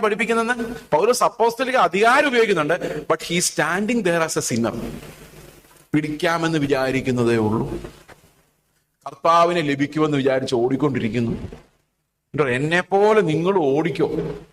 പിടുത്തം കിട്ടിയവനല്ല ഞാൻ, അത് ഓർത്തോണ്ട് വേണം എന്നെ പോലെ ഓടാൻ. അങ്ങനല്ലേ പറയുന്നേ ഫിലിപ്പി ലേഖനത്തില്? പിന്നെ പൗലോസ് ആദ്യം കൊരിന്തു സഭയ്ക്ക് ലേഖനം എഴുതും പറയുന്നത്, ഞാൻ ശ്രേഷ്ഠ അപ്പോസ്തലന്മാരിൽ ഒട്ടും കുറവുള്ളവനല്ലെന്നാണ്. എഫേസ്യ ലേഖനം എഴുതാറായപ്പോഴേക്കും കുറച്ച് ഭേദമായി, കുറച്ചും കൂടെ ഈ അഹങ്കാരം കുറഞ്ഞു. പൗലോസ് പറയാണ്, ഞാൻ വിശുദ്ധന്മാരിൽ ഏറ്റവും ചെറിയ. തിമോത്തിയോസിന്റെ ലേഖനം എഴുതാൻ നേരത്തെ ആയപ്പോഴേക്കും പൗലോസിന്റെ കാര്യം തീരാറായി, ഓട്ടം. പൗലോസ് പറയാണ്, പാപികളിൽ ഒന്നാം നമ്പർ, എനിക്ക് ലഭിച്ച ദൈവകൃപ മാത്രം എനിക്ക് പറയാനുള്ളൂ എന്ന അവസ്ഥയിലേക്ക് പൗലോസ് വളരുമായിരുന്നു. എങ്ങോട്ടാ? In Christian life we are growing into more brokenness and repentance. എത്രയൊക്കെ മനസ്സിലായി ഞാൻ പറഞ്ഞത്? ക്രിസ്ത്യൻ യാത്രയിൽ ഒരിക്കലും റിപ്പന്റൻസ് കുറയുന്നില്ല, ബ്രോക്കൺനെസ് കുറയുന്നില്ല. നമ്മൾ കർത്താവിന്റെ അടുത്തേക്ക് ചെല്ലും തോറും we are tantalised by his magnificence. അവൻ അടുത്തടുത്താണ്, നമ്മൾ ഓർക്കും. പക്ഷെ അടുത്തോട്ട് ചെല്ലും തോറും he will be so beyond us. അതുകൊണ്ട് നമ്മൾ അവനെ വർഷിപ്പ് ചെയ്യുന്നത്, because he is not like us. നമ്മൾ അവന്റെ അടുത്തേക്ക് ചെല്ലുന്നതേക്ക് ആ പത്യോപദേശത്തിന്റെ, ഞാൻ വിചാരിക്കുന്ന ഈ പാരന്റിങ്ങിനെ കുറിച്ച് നിങ്ങൾക്ക് കൂടുതൽ മനസ്സിലാകുന്നത് ഈ നമ്മുടെ ഈ മൊത്തം ബൈബിൾ സ്റ്റഡിയുടെ അവസാനമാണ്. എന്താണ് ഈ പെർഫെക്ഷൻ എന്നും ഏത് പെർഫെക്ഷനിലേക്കാണ് നമ്മൾ കുഞ്ഞുങ്ങളെ കടത്തിവിടേണ്ടതെന്നും ആ കടത്തിവിടുമ്പോൾ നമുക്ക് ലഭിക്കാവുന്ന മുറിവുകളും ക്രൂശും എന്താണെന്നും ഉള്ള കാര്യങ്ങൾ കൂടെ നമ്മൾ മനസ്സിലാക്കും. So parenting is not an easy thing if you are intent on teaching them sound doctrine. ആ സമയത്ത് മോറൽ ഇൻസ്ട്രക്ഷൻ ആണെങ്കിൽ നമുക്ക് ഈസിയായിട്ട് പഠിപ്പിക്കാം, പൊട്ടിയിട്ട് കൊടുക്കാം, മര്യാദയ്ക്ക് ഇരിക്കടാ എന്ന് പറയാം, പഠിക്കടാ എന്ന് പറയാം, തട്ട് കൊടുക്കാം. പക്ഷെ അതുകൊണ്ടൊന്നും ഇവിടെ എല്ലാം പ്രശ്നമുണ്ട്. സൗണ്ട് ഡോക്ട്രിൻസിന്റെ പഠിപ്പിക്കലിനകത്ത് ഇതെല്ലാം വ്യത്യാസമാണ്. എന്നോട് എൻ്റെ പിള്ളേർ എത്ര പ്രാവശ്യം പറഞ്ഞിട്ടുണ്ടെന്നറിയാം, പപ്പ ഇത് ക്രിസ്തു ആണെങ്കിൽ ഇങ്ങനെ അല്ലായിരുന്നു, ഇത് ചെയ്യുന്നത് ശരിയല്ല പറഞ്ഞിട്ടുണ്ട്. ഞാൻ പറഞ്ഞു, ശരിയാ മോനെ, ഐ എം സോറി. എത്ര പ്രാവശ്യം എൻ്റെ പിള്ളേരോട് സോറി പറഞ്ഞത് അവരെന്നോടും പറയാറുണ്ട്. കാരണം ഇതെന്താന്ന് വെച്ച് കഴിഞ്ഞാൽ ഇത് ആരും പെർഫെക്റ്റ് ആയതുകൊണ്ടല്ല. എൻ്റെ മക്കൾ പെർഫെക്റ്റ് ഒന്നുമല്ല, നല്ല തല്ലിപ്പൊളി സ്വഭാവങ്ങൾ അവർക്കെല്ലാം ഉണ്ട്. ചെറുപ്പത്തിലെ എൻ്റെ മകൻ വന്ന് എന്നോട് പറഞ്ഞു, അവനെ കേൾക്കുന്ന ഇഷ്ടമില്ല, അതുകൊണ്ട് ചിലപ്പോൾ അങ്ങനെ കേട്ട ഇത് പറയില്ലെന്ന് പറഞ്ഞൊരു കാര്യം അതങ്ങനെ കട്ട് ചെയ്ത് കളഞ്ഞേക്ക് പറ്റുവാണെങ്കിൽ. ഓക്കെ. അപ്പോൾ ഒരു ദിവസം അവൻ എൻ്റെ അടുത്ത് വന്നപ്പോൾ അവൻ അസഭ്യ വാക്ക് ഉപയോഗിച്ചു. ഇപ്പോഴത്തെ സ്വഭാവം അല്ലാട്ടെ ഞാൻ പറയുന്നത്, ഒരു 10 വർഷം മുമ്പുള്ള സ്വഭാവം. 5ാം ക്ലാസ്സിൽ പഠിക്കും, 5ലോ 6ലോ മറ്റോ. അപ്പോ ഞാൻ പറഞ്ഞേടാ, ഈ വാക്ക് ഉപയോഗിക്കരുത്. കാരണം ഞങ്ങൾ ആന്ധ്രയിൽ നിന്ന് വന്നുകൊണ്ട് ഇവൻ അറിയത്തില്ല ഇവിടുത്തെ വാക്കുകൾ. ഈ മലയാളത്തിൽ തെറി പഠിക്കണേ അവസാനം പഠിക്കുള്ളൂ, ബാക്കിയുള്ളതൊക്കെ പെട്ടെന്ന് പഠിച്ചാലും. ഇവിടെ നല്ല കൂട്ടുകെട്ടുണ്ടാക്കിയെങ്കിൽ അങ്ങനെയുള്ള വാക്കുകൾ കിട്ടുള്ളൂ. അപ്പൊ ഞാൻ അവനോട് പറഞ്ഞു, ഇങ്ങനെയുള്ള വാക്ക് നീ ഉപയോഗിക്കാൻ പാടില്ല, തെറ്റാണ്. ഞാൻ പറഞ്ഞു, എനിക്ക് അറിയത്തില്ല. ഞാൻ പറഞ്ഞു, ഇത് അസഭ്യമാണ്, പറയരുത്. അപ്പൊ ഒരാഴ്ച കഴിഞ്ഞപ്പോ ഇവൻ ദേഷ്യം വന്നപ്പോ ഈ വാക്ക് ഉപയോഗിച്ചു. അപ്പൊ എനിക്ക് മനസ്സിലായി, ഇത് അറിയാൻ വയ്യാതെ പറയുന്നതല്ല, ദേഷ്യം വരുമ്പോൾ ഇത് പറയണമെന്ന് അവൻ എങ്ങനെ മനസ്സിലായി? അപ്പൊ ഇത് അറിഞ്ഞുകൊണ്ട് പറയുന്നു. അപ്പൊ ഞാൻ പറഞ്ഞു, ഞാൻ ഈ വാക്ക് നിന്നോട് പറയരുതെന്ന്. അത് മോറൽ ഇൻസ്ട്രക്ഷൻ അല്ലേ, ഇത് സൗണ്ട് ഡോക്ട്രിൻ അല്ല. ഇതെന്തോ ഇത് മോറൽ ഇൻസ്ട്രക്ഷൻ, അത് പറയണ്ടേ, നമ്മൾ പറഞ്ഞേ പറ്റുള്ളൂ. അന്നേരം ഇവൻ എന്നോട് പറയുവാ, പപ്പ എനിക്ക് ഓർമ്മ വരുന്നില്ല, ദേഷ്യം വരുമ്പോ തന്നെ വരുവാ, അതുകൊണ്ട് എന്നെ എന്നിട്ട് എന്താ അടിച്ചു കഴിഞ്ഞാൽ എനിക്ക് ഓർമ്മ വരത്തുള്ളൂ എന്ന് പറഞ്ഞു. ഇത് മോറൽ ഇൻസ്ട്രക്ഷന്റെ തലമാണ്. അവിടെ അവൻ ആവശ്യപ്പെടുവാ എന്നെ തല്ലണമെന്ന്. ഞാൻ പറഞ്ഞു, ഒന്നും കൂടെ നോക്കാം, കാരണം അത്രയും പറഞ്ഞാണല്ലോ, തല്ലിയതായിട്ട് സങ്കല്പിക്കാമല്ലോ, ഇപ്പൊ ഞാൻ തല്ലേണ്ട കാര്യമില്ല. അപ്പൊ ഇത് ഞാൻ പറയാൻ കാരണം, അവിടെ തല്ലണ്ടി വരുന്ന സാഹചര്യമുണ്ട്. ഓക്കെ. പക്ഷെ അതേ സമയത്ത് ഞാൻ അവനെ പഠിപ്പിക്കേണ്ട പത്യോപദേശത്തിന്റെ നീതി എന്താണ്? ആ നീതി എന്ന് പറയുന്നത് മാങ്ങാണ്ടിയാണ്. എന്താടാ മാങ്ങാണ്ടി തിന്നാത്ത ചോദിച്ചിട്ടുണ്ടെങ്കിൽ തല്ലാൻ പറ്റുമോ? പറ്റില്ല. അപ്പൊ പുതിയ നിയമത്തിന്റെ നീതി നമ്മുടെ കുഞ്ഞുങ്ങളിൽ ഉണ്ടാകണമെങ്കിൽ ആ സമ്മം ബോണം എന്ന് പറയും, അതായത് ടോപ്പ് റൈച്ചസ്നെസ്സിനെ കുറിച്ച് അകത്തൊരു ഗ്രിപ്പ് ഉണ്ടായെങ്കിൽ മാത്രമേ ഈ സമൂഹത്തിൽ ഇവന് ക്രിസ്ത്യാനിയായിട്ട് ജീവിക്കാനുള്ള ധൈര്യം ഉണ്ടാവുള്ളൂ. അല്ലെങ്കിൽ കുറെ കഴിയുമ്പോൾ മോറൽ ഇൻസ്ട്രക്ഷൻ ഒക്കെ പൊളിഞ്ഞു പോകും. അതുകൊണ്ടാണ് ആധുനികമായ ഈ സമൂഹത്തിൽ ജീവിക്കുവാൻ ഒരു കുട്ടിയുടെ ഉള്ളിലേക്ക് എന്ത് ചെല്ലണം? ഈ സൗണ്ട് ഡോക്ട്രിൻ, അതായത് ക്രിസ്തു അവൻ ഒരു ആവേശമായി അവന്റെ ഹൃദയത്തിൽ അവന്റെ ജീവന്റെ വ്യാപാരം ഉണ്ടാകണം. അവന്റെ നീതിയെക്കുറിച്ച് ദാഹം ഉണ്ടാകണം. അത് ഈ കുഞ്ഞിലുണ്ടാവുക എന്ന് പറയുന്നത് എപ്പോഴും അപ്പനോ അമ്മയോ സിംഹാസനത്തിരുന്നാൽ കിട്ടില്ല. കാരണം നമ്മൾ ഡിസിപ്ലിൻ ചെയ്യുന്ന എപ്പോഴും നമ്മളെ പോലുള്ള പിള്ളേരെ ഉണ്ടാക്കാൻ വേണ്ടിയാ. ആണോ? ആ, എബ്രായ ലേഖനത്തിൽ എന്താ പറയുന്നത്? നിങ്ങളുടെ മാതാപിതാക്കൾ നിങ്ങളെ ഡിസിപ്ലിൻ ചെയ്തപ്പോൾ അത് കുറച്ചു കാലത്തേക്കും പിന്നെ തങ്ങൾക്ക് ബോധിച്ച പ്രകാരവും ആയിരുന്നു.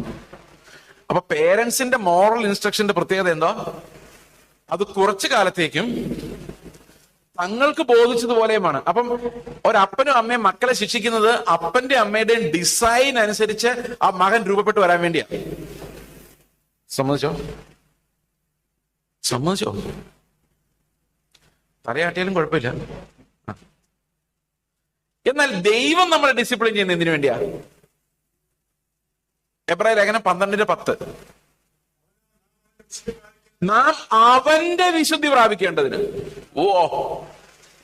അപ്പൊ ദൈവത്തിന്റെ ഡിസിപ്ലിനിങ് ആണ് ശരിക്കും നമ്മൾ എവിടെ എത്തിക്കുന്നത്? പത്യോപദേശത്തിന്റെ ഡിസിപ്ലിനിങ് എന്ന് പറയുന്നത്. അപ്പൊ പത്യോപദേശത്തിന്റെ ഡിസിപ്ലിനിങ്ങിൽ ഒരുത്തനെ വളർത്തണമെങ്കിൽ പത്യോപദേശത്തിന്റെ ബാലശിക്ഷയിൽ, ദൈവത്തിന്റെ ബാലശിക്ഷയിൽ നല്ല എഴുതിയേക്കുന്ന അവിടെ ഒന്നും കൂടെ വെച്ച് എഫീസിൽ എങ്ങനെ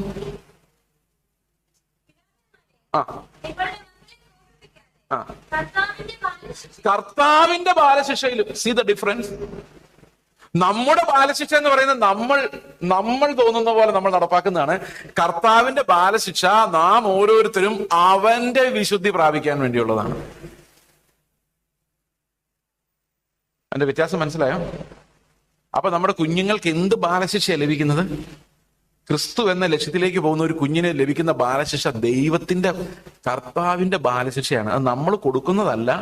ആ ശിക്ഷ, ആ ഡിസിപ്ലിനിങ് അവന് വരുമ്പോൾ, ഒന്നുകൂടെ വായിച്ചു നോക്കിയ വാക്യം, നമ്മൾ ഇൻഫ്ലിക്ട് ചെയ്യുന്ന ഡിസിപ്ലിനിങ് അല്ലത്. കർത്താവിന്റെ ബാലശിക്ഷയിൽ അവനെ നമ്മൾ എന്ത് ചെയ്യണം? കോപിപ്പിക്കാതെ പത്യോപദേശം കൊടുത്ത് അവനെ, എന്താ ഭയങ്കര ശുശ്രൂഷയല്ലേ ഇത്! ഈ പഠിപ്പിക്കുന്ന തലത്തിലേക്ക്, ഒരു ഇൻസ്ട്രക്ഷന്റെ തലത്തിലേക്ക് നമ്മൾ പോകണമെങ്കിൽ, അതായത് പത്യോപദേശം പഠിപ്പിക്കണമെങ്കിൽ ആ പേരന്റിങ്ങിന് ഒരു പ്രത്യേകതയുണ്ട്. ആ പ്രത്യേകത എന്താണെന്ന് വെച്ച് കഴിഞ്ഞാൽ, നമ്മൾ ശിശുക്കളെ പോലെ ആകാൻ പാടില്ല. നമ്മൾ ആരാകണം? പാല് കുടിച്ച് വളരുന്ന ശിശുക്കളാകാൻ പാടില്ല. കട്ടിയാഹാരം കഴിക്കുന്ന ഉപദേഷ്ടാവാകാൻ തക്കവണ്ണം പരിജ്ഞാന പൂർത്തിയിലേക്ക് ഓടുന്ന പേരൻസ് ആണെങ്കിൽ മാത്രമേ ഈ കുഞ്ഞുങ്ങൾക്ക് പത്യോപദേശം കൊടുക്കാൻ പറ്റുള്ളൂ, അവരെ ട്രെയിൻ ചെയ്യാൻ പറ്റുള്ളൂ. അതല്ലെങ്കിൽ അവർക്ക് മോറൽ ഇൻസ്ട്രക്ഷൻ മാത്രമേ കൊടുക്കാൻ പറ്റുള്ളൂ.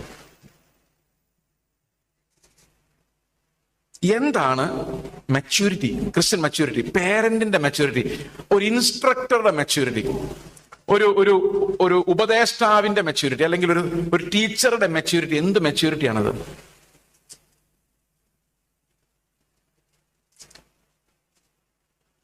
എബ്രായ ലേഖനം 5-ാം അധ്യായത്തിന്റെ 11 മുതലുള്ള വാക്യങ്ങൾ. Hebrews chapter 5 versus 11 onwards. ഇതിനെക്കുറിച്ച് ഞങ്ങൾക്ക് വളരെ പറയുവാനുണ്ട്, എങ്കിലും നിങ്ങൾ കേൾപ്പാൻ മാന്ദ്യമുള്ളവരായതുകൊണ്ട് തെളിയിച്ചു തരുവാൻ വിഷമമാണ്. എനിക്ക് പറയണമെന്നുണ്ട്, ഒത്തിരി കാര്യങ്ങൾ ഇൻസ്ട്രക്ട് ചെയ്യണമെന്നുണ്ട്. എന്തിനെ കുറിച്ചാണെന്നറിയാം? അത് മൽക്കീസദേക്കിനെ കുറിച്ചെന്നാ തമിഴിൽ എഴുതിയിരിക്കുന്നത്. ഇന്ത മൽക്കീസദേക്കെ പറ്റി എന്നാണ് പറഞ്ഞേക്കുന്നത്. ഇനിയും പേശുവും, പക്ഷെ അത് നിങ്ങൾക്ക് പറ്റാത്തതുകൊണ്ട് വിട്ടു കളഞ്ഞിരിക്കുന്നു. എന്താ പറ്റാത്തത്? കേൾപ്പാൻ മാന്ദ്യമുള്ളവരായതുകൊണ്ട്.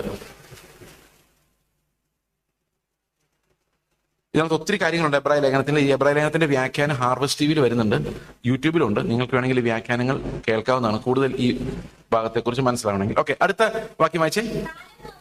കാലം നോക്കിയാൽ ഇപ്പോൾ ഉപദേഷ്ടാക്കന്മാരായിരിക്കേണ്ടുന്ന നിങ്ങൾക്ക്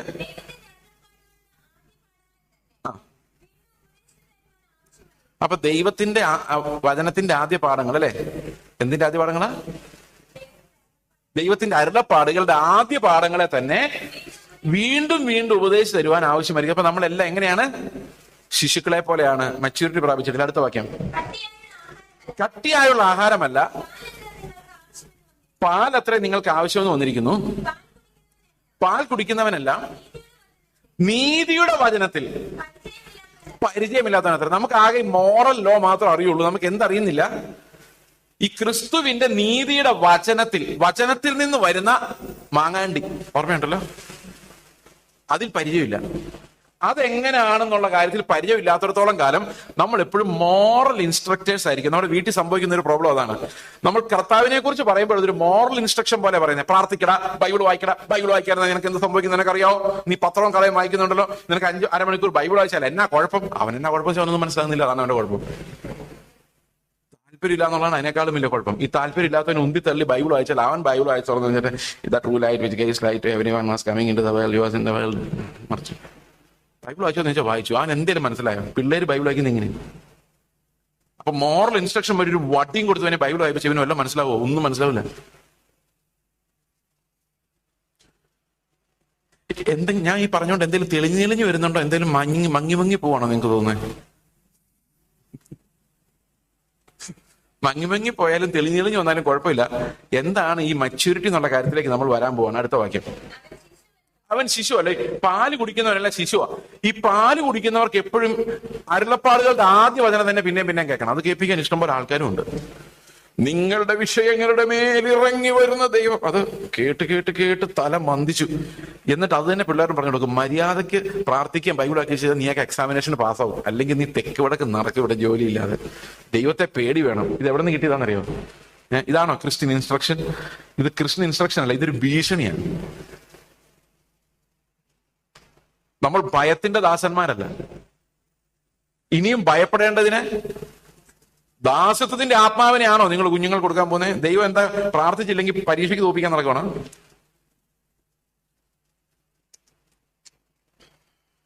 എന്തുകൊണ്ട് ഇങ്ങനെ പഠിപ്പിക്കേണ്ടി വരുന്നെന്ന് വെച്ച് കഴിഞ്ഞാൽ നമ്മൾ ഇപ്പോൾ എന്ത് ചെയ്തുകൊണ്ടിരിക്കുക? ഈ ശിശുക്കളെ പോലെ പാല് കുടിച്ചുകൊണ്ടിരിക്കുക. പാലല്ലാതെ ഒരു കട്ടിയാഹാരം നമുക്ക് സഹിക്കാൻ പറ്റത്തില്ല. അടുത്ത വാക്യം. കട്ടിയായുള്ള ആഹാരം ആർക്കുള്ളതാണ്? ആരാണ് ഇൻസ്ട്രക്ടർ? ഉപദേഷ്ടാവ്. ഇപ്പോഴും നിങ്ങൾ ഉപദേഷ്ടാക്കന്മാരാകേണ്ട കാലമായിട്ടും ആയിട്ടില്ല, കാരണം പാല് കുടിക്കുന്നു. അപ്പൊ ഉപദേഷ്ടാക്കന്മാരാകണമെങ്കിൽ നമുക്ക് എന്താകണം? കട്ടിയാഹാരം കഴിക്കണം. അടുത്ത വാക്യം. നന്മതിന്മകളെ തിരിച്ചറിയുവാൻ പഴക്കത്താൽ അഭ്യസിച്ച ഇന്ദ്രിയങ്ങളുള്ളവരായി പ്രായം തികഞ്ഞവർക്കേ പറ്റുകയുള്ളൂ. അപ്പൊ ശരിക്കും ഈ പ്രായം തികയുക, മെച്യൂരിറ്റിയിലായാൽ മാത്രമേ നമുക്ക് എന്ത് ചെയ്യാൻ പറ്റുള്ളൂ? ഒരു ക്രിസ്ത്യൻ പത്യോപദേശം പഠിപ്പിക്കാൻ സാധിക്കുള്ളൂ. അപ്പൊ നിങ്ങൾ വിചാരിക്കുക, ഈ മനുഷ്യൻ മെച്യൂരിറ്റിയിലായി എന്ന് പറഞ്ഞുകൊണ്ടാണ് ഇവിടെ നിൽക്കുന്നത്, എന്താണ് ഈ മെച്യൂരിറ്റി ഇയാൾക്കുള്ളത് എന്ന് നിങ്ങൾ ചിന്തിക്കുമായിരിക്കും. ഞാൻ അതിന്റെ എക്സ്പ്ലനേഷൻ ഞാൻ പറയാം. ഇവിടെ പറയുന്നത് വിവേചിക്കുക എന്ന, നന്മയും തിന്മയും വിവേചിക്കണം. എങ്ങനെ വിവേചിക്കണം? ഇന്ദ്രിയങ്ങൾ കൊണ്ട് വിവേചിക്കണം. നമുക്കൊരു നിമിഷം ഒന്ന് ആലോചിച്ച് നോക്കാം, ഈ വിവേചനം നമുക്ക് എന്തുമാത്രം ഉണ്ട്? എങ്ങനെയാണ് വിവേചിക്കേണ്ടത്? എബ്രായ ലേഖനം തന്നെ 4:12 വായിച്ചേ. ദൈവത്തിന്റെ വചനം ജീവനും ചൈതന്യമുള്ളതായി ഇരുവായ്ത്തലുള്ള ഏത് വാളിനേക്കാളും മൂർച്ചയേറിയതും പ്രാണനെയും ആത്മാവിനെയും സന്ധിമജ്ജകളെയും വേർപെടുവിക്കും വരെ തുളച്ചു ചെല്ലുന്നതും ഹൃദയത്തിലെ ചിന്തനങ്ങളെയും ഭാവങ്ങളെയും വിവേചിക്കുന്നതുമാകുന്നു. ഇപ്പൊ വിവേചനം അവിടെ നിന്ന് വരണം. ഇതെല്ലാം ഒരു കണക്റ്റഡ് തോട്ടാണ്. എങ്ങനെ വിവേചനം വരേണ്ടത്? നമ്മുടെ ഉള്ളിലുള്ള വചനത്തിന്റെ സാച്ചുറേഷനിലൂടെ, നീതിയുടെ വചനത്തിന്റെ സാച്ചുറേഷനിൽ നിന്ന് വരണം. എന്ത് വരണം? നമ്മുടെ ഉള്ളിൽ നന്മ തിന്മകളുടെ വിവേചനം വരണം. അതെങ്ങനെ വരണം? ഇന്ദ്രിയങ്ങളാൽ വരണം. കാണുമ്പോൾ തന്നെ മനസ്സിലാകണം ഇത് ദൈവഹിതം, ഇതല്ല. ഞാൻ അതിന്റെ എക്സാമ്പിൾ പറയാം. ഈ എക്സാമ്പിൾ അല്ല, ഒരു ഇല്ലസ്ട്രേഷൻ പറയാം. ഈ ഇരുവായ്ത്തിലുള്ള വാളെന്നുള്ളത് എന്താ ഉദ്ദേശിക്കുന്നത്? നമ്മൾ സാധാരണ വിചാരിക്കുന്നത് എന്താണെന്നറിയോ? ബ്രദറെ, വചനം എന്ന് പറഞ്ഞാൽ ഇരുവായ്ത്തിലുള്ള വാള, അത് പറയുന്നവനെയും വെട്ടും കേൾക്കുന്നവനെയും വെട്ടും. ഇതല്ലേ നിങ്ങൾ വിചാരിച്ചോണ്ടിരിക്കുന്നത്? എന്നാൽ അതല്ല അതിന്റെ അർത്ഥം. അവിടെ ഈ ഇരുവായ്ത്തിലുള്ള വാളെന്ന് പറയുന്നതിലൂടെ വേറൊരു സാധനത്തെ കുറിച്ചും പറഞ്ഞിട്ടുണ്ട്. നോക്കി, ഏത് വാളിനേക്കാളും. അപ്പൊ ഇരുവായ്ത്തിലുള്ള ഒരു വാൾ, ഇതേ ഞാൻ ഒരു എക്സാമ്പിൾ തരാം. ഇത് ഇരുവായ്ത്തിലുള്ള ഒരു വാളാന്ന് വിചാരിച്ചോ. എന്റെ ദൈവം, എന്തൊക്കെ സങ്കല്പിച്ചാലല്ലേ. ഇത് ഇരുവായ്ത്തിലുള്ള ഒരു വാളാന്ന് വിചാരിച്ചോ.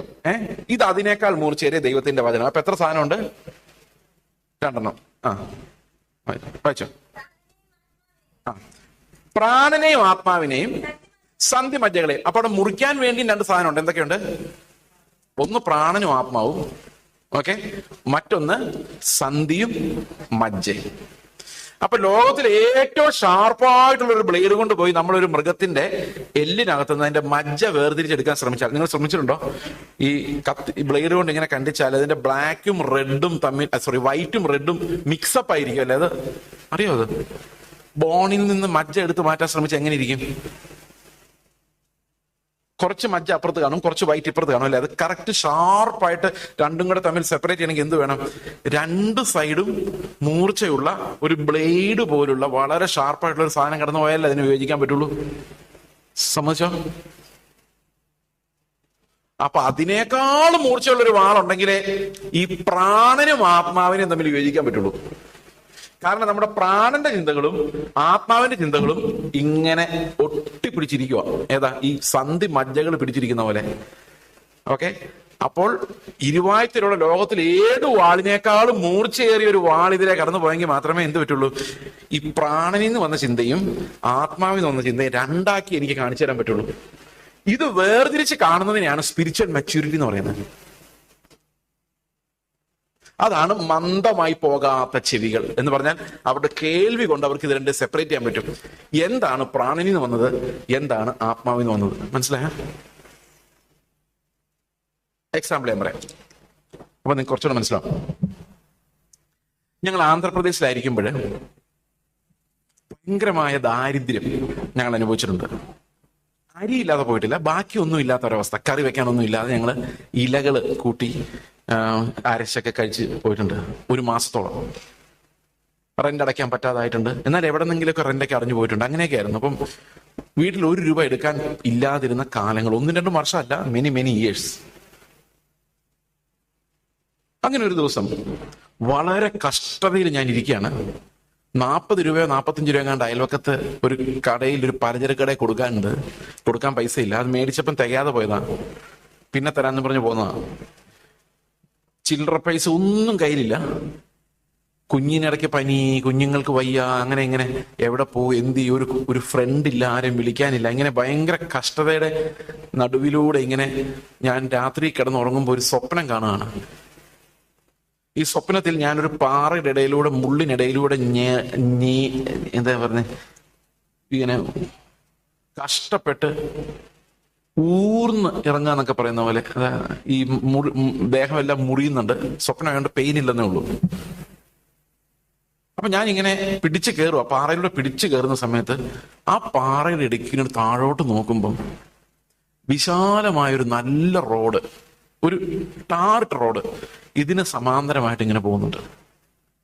അപ്പൊ ഞാൻ പെട്ടെന്ന് സ്വപ്നത്തിൽ പറയുവാണ്, കർത്താവേ, എന്റെ കഷ്ടതയുടെ നടുവിൽ നീ എനിക്കൊരു വഴി തുറന്നു തന്നതിനായിട്ട് സ്തോത്രം. സ്വപ്നത്തിലാ പറയുന്നത്. കണ്ണു തുറന്നു. ഉടനെ വചനം എന്ന വാള് ഒറ്റ കേറലായിരുന്നു. നാശത്തിലേക്കുള്ള വഴി വിശാലവും അതിലേ കടക്കുന്നവർ അനേകരുമാകുന്നു. 3 ആഴ്ച കഴിഞ്ഞപ്പം ഇതെന്താ ഈ സ്വപ്നം എന്ന് മനസ്സിലാകുന്നില്ല. 2-3 ആഴ്ച കഴിഞ്ഞപ്പം അമേരിക്കയിൽ നിന്ന് ഒരു ടീം ഞങ്ങളെ കാണാൻ വേണ്ടി ഓങ്കോളിൽ വന്നു. അവര് പറഞ്ഞു, നിങ്ങൾക്ക് ഓങ്കോളിലെ മിഷണറി പ്രവർത്തനത്തിന് എത്ര രൂപ വേണ്ടത് ഞങ്ങൾ തരാം.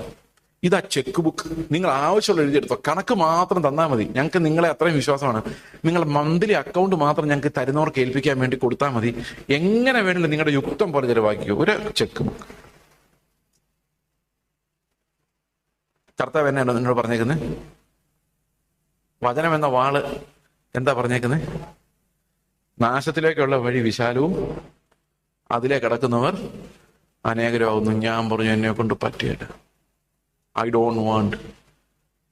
അവരെ വിളിച്ചോണ്ട് വന്നവരോട് നിനക്ക് ഭ്രാന്ത് പിടിച്ചോ? ഞാൻ പറഞ്ഞു, എനിക്കിതൊക്കെ വാങ്ങിക്കണമെന്നുണ്ട്, പക്ഷെ ദൈവം അനുവദിക്കുന്നില്ല. എൻ്റെ ഭാര്യ പറഞ്ഞു, ദൈവം വാതിൽ തുറന്നതായിരിക്കും. ഞാൻ പറഞ്ഞു, അല്ല, ഇതിങ്ങനെയാണ് വചനം എനിക്ക് കാണിച്ചു തന്നേക്കുന്നത്. അപ്പം ഞങ്ങളുടെ അവിടെ വന്ന ഇതെല്ലാം കഴിഞ്ഞ് അവർ ഭയങ്കര വിഷമത്തിൽ, ദേഷ്യത്തിൽ ഇട്ടിട്ട് പോയി. കാരണം സഹായിക്കാൻ വേണ്ടി ഇങ്ങോട്ട് വരുവാണ്. അപ്പൊ ഞാൻ അവരുടെ പണത്തെ തട്ടിക്കളഞ്ഞ, ആൾക്കാരെ തട്ടിക്കളഞ്ഞ അത്രയും വിഷമമില്ല. ഈ പണത്തെ തട്ടിക്കളഞ്ഞ മനുഷ്യന് സഹിക്കാൻ പറ്റില്ല. കാരണം മിക്കവാറും ആൾക്കാരുടെ ദൈവം ഈ പണം. ഇപ്പൊ കർത്താവിനെ കുറിച്ച് പറഞ്ഞ ദേഷ്യം വരാത്തവന് വരെ പണത്തെ കുറിച്ച് പറഞ്ഞ ദേഷ്യം വരും. അപ്പോ ഞാനിത് പോയി കഴിഞ്ഞപ്പോൾ ഞങ്ങളുടെ ഒരു ഫാമിലി ഫ്രണ്ട്സ് ഉണ്ടായിരുന്നു, ഡോക്ടർ കപ്പിൾ. അവരെന്നോട് ഫോൺ ചെയ്തിട്ട് പറയാം, ഞങ്ങൾ പ്രാർത്ഥിച്ചുകൊണ്ടിരിക്കുമായിരുന്നു ചേസ് അത് സ്വീകരിക്കില്ലേ എന്ന് പറഞ്ഞുകൊണ്ടെന്ന്. അപ്പോ ഞാനത് സ്വീകരിച്ചിരുന്നു വിചാരിച്ചോ? ഇപ്പൊ ആന്ധ്രാപ്രദേശിൽ ഞങ്ങള് ഒരു ചിൽഡ്രൻസ് ഹോം തുടങ്ങിയനെ, ഒരു HIV കെയർ സെന്റർ തുടങ്ങിയനെ, ഒരു സ്കൂള് തുടങ്ങിയനെ, ഹോസ്റ്റൽ എല്ലാം തുടങ്ങിയനെ, വലിയ പ്രസ്ഥാനമായി മാറിയനെ. അമേരിക്കൻ പണമുള്ളവർക്ക് എന്താ ചെയ്യാൻ പറ്റത്ത്? എന്നിട്ട് ഇപ്പോൾ ഈ ബുധനാഴ്ച എത്ര പേര് അവധിക്ക് നാട്ടിൽ പോയിട്ടുണ്ട്, എന്ന് തിരിച്ചു വരും, അടുക്കളയിൽ എന്തുമാത്രം സവാളയുണ്ട്, മീൻ മേടിക്കാൻ ബാക്കിയുണ്ടോ, കാശുണ്ടോ, അമേരിക്കയുള്ള റിപ്പോർട്ട് പോയോ, അടുത്ത മാസത്തെ എത്ര ബാക്കിയുണ്ട്, ഇതൊക്കെ കണക്ക് നോക്കിക്കൊണ്ട് ഞാൻ അവിടെ ഇരിക്കുമായിരുന്നേനെ ഇപ്പം. അത് തന്നെയുമല്ല, ജീവിതാന്ത്യ കാലത്ത് ഞാൻ ഇങ്ങനെ പറയും, ഒന്നുമില്ലാത്തൊരു തെണ്ടിയായി ഞാൻ ഓങ്കോളിൽ വന്നു, നീയാണ് എന്നെ നടത്തിയത്, ഇതെല്ലാം അവന്റെ കൃപയാണ്, ഇത്രത്തോളം നടത്തിയ ദൈവം. ഞാൻ അവിടെ ചെല്ലുമ്പോഴേ അറിയുള്ളൂ എന്നെ വിളിച്ചതുപോലെ ഇതിനല്ലായിരുന്നു. അപ്പൊ ഈ കുഞ്ഞുങ്ങൾക്ക് ഉപദേശ രൂപം കൊടുക്കണമെങ്കിൽ നമ്മൾ അതായത് ഉപദേശ രൂപത്തിലൂടെ ഒരാളെ പത്യോപദേശം പഠിപ്പിക്കണമെങ്കിൽ നമ്മൾ ഏത് തലത്തിലേക്ക് പോകണം? ഈ വചനത്തിന്റെ സാച്ചുറേഷനിലൂടെ വചനത്തിലൂടെ നമ്മൾ ഈ നന്മതിന്മകളെ സെപ്പറേറ്റ് ചെയ്യുന്ന ഒരു തലത്തിലേക്കുള്ള ഒരു സ്പിരിച്വൽ മെച്യൂരിറ്റി നമുക്ക് വേണം. അതെന്നുണ്ടാകുന്നു നോക്കി നിങ്ങൾ ഇരിക്കണ്ട, അതിപ്പോ തന്നെ നിങ്ങൾ വിശ്വസിച്ചാൽ നിങ്ങൾക്ക് ലഭിക്കും.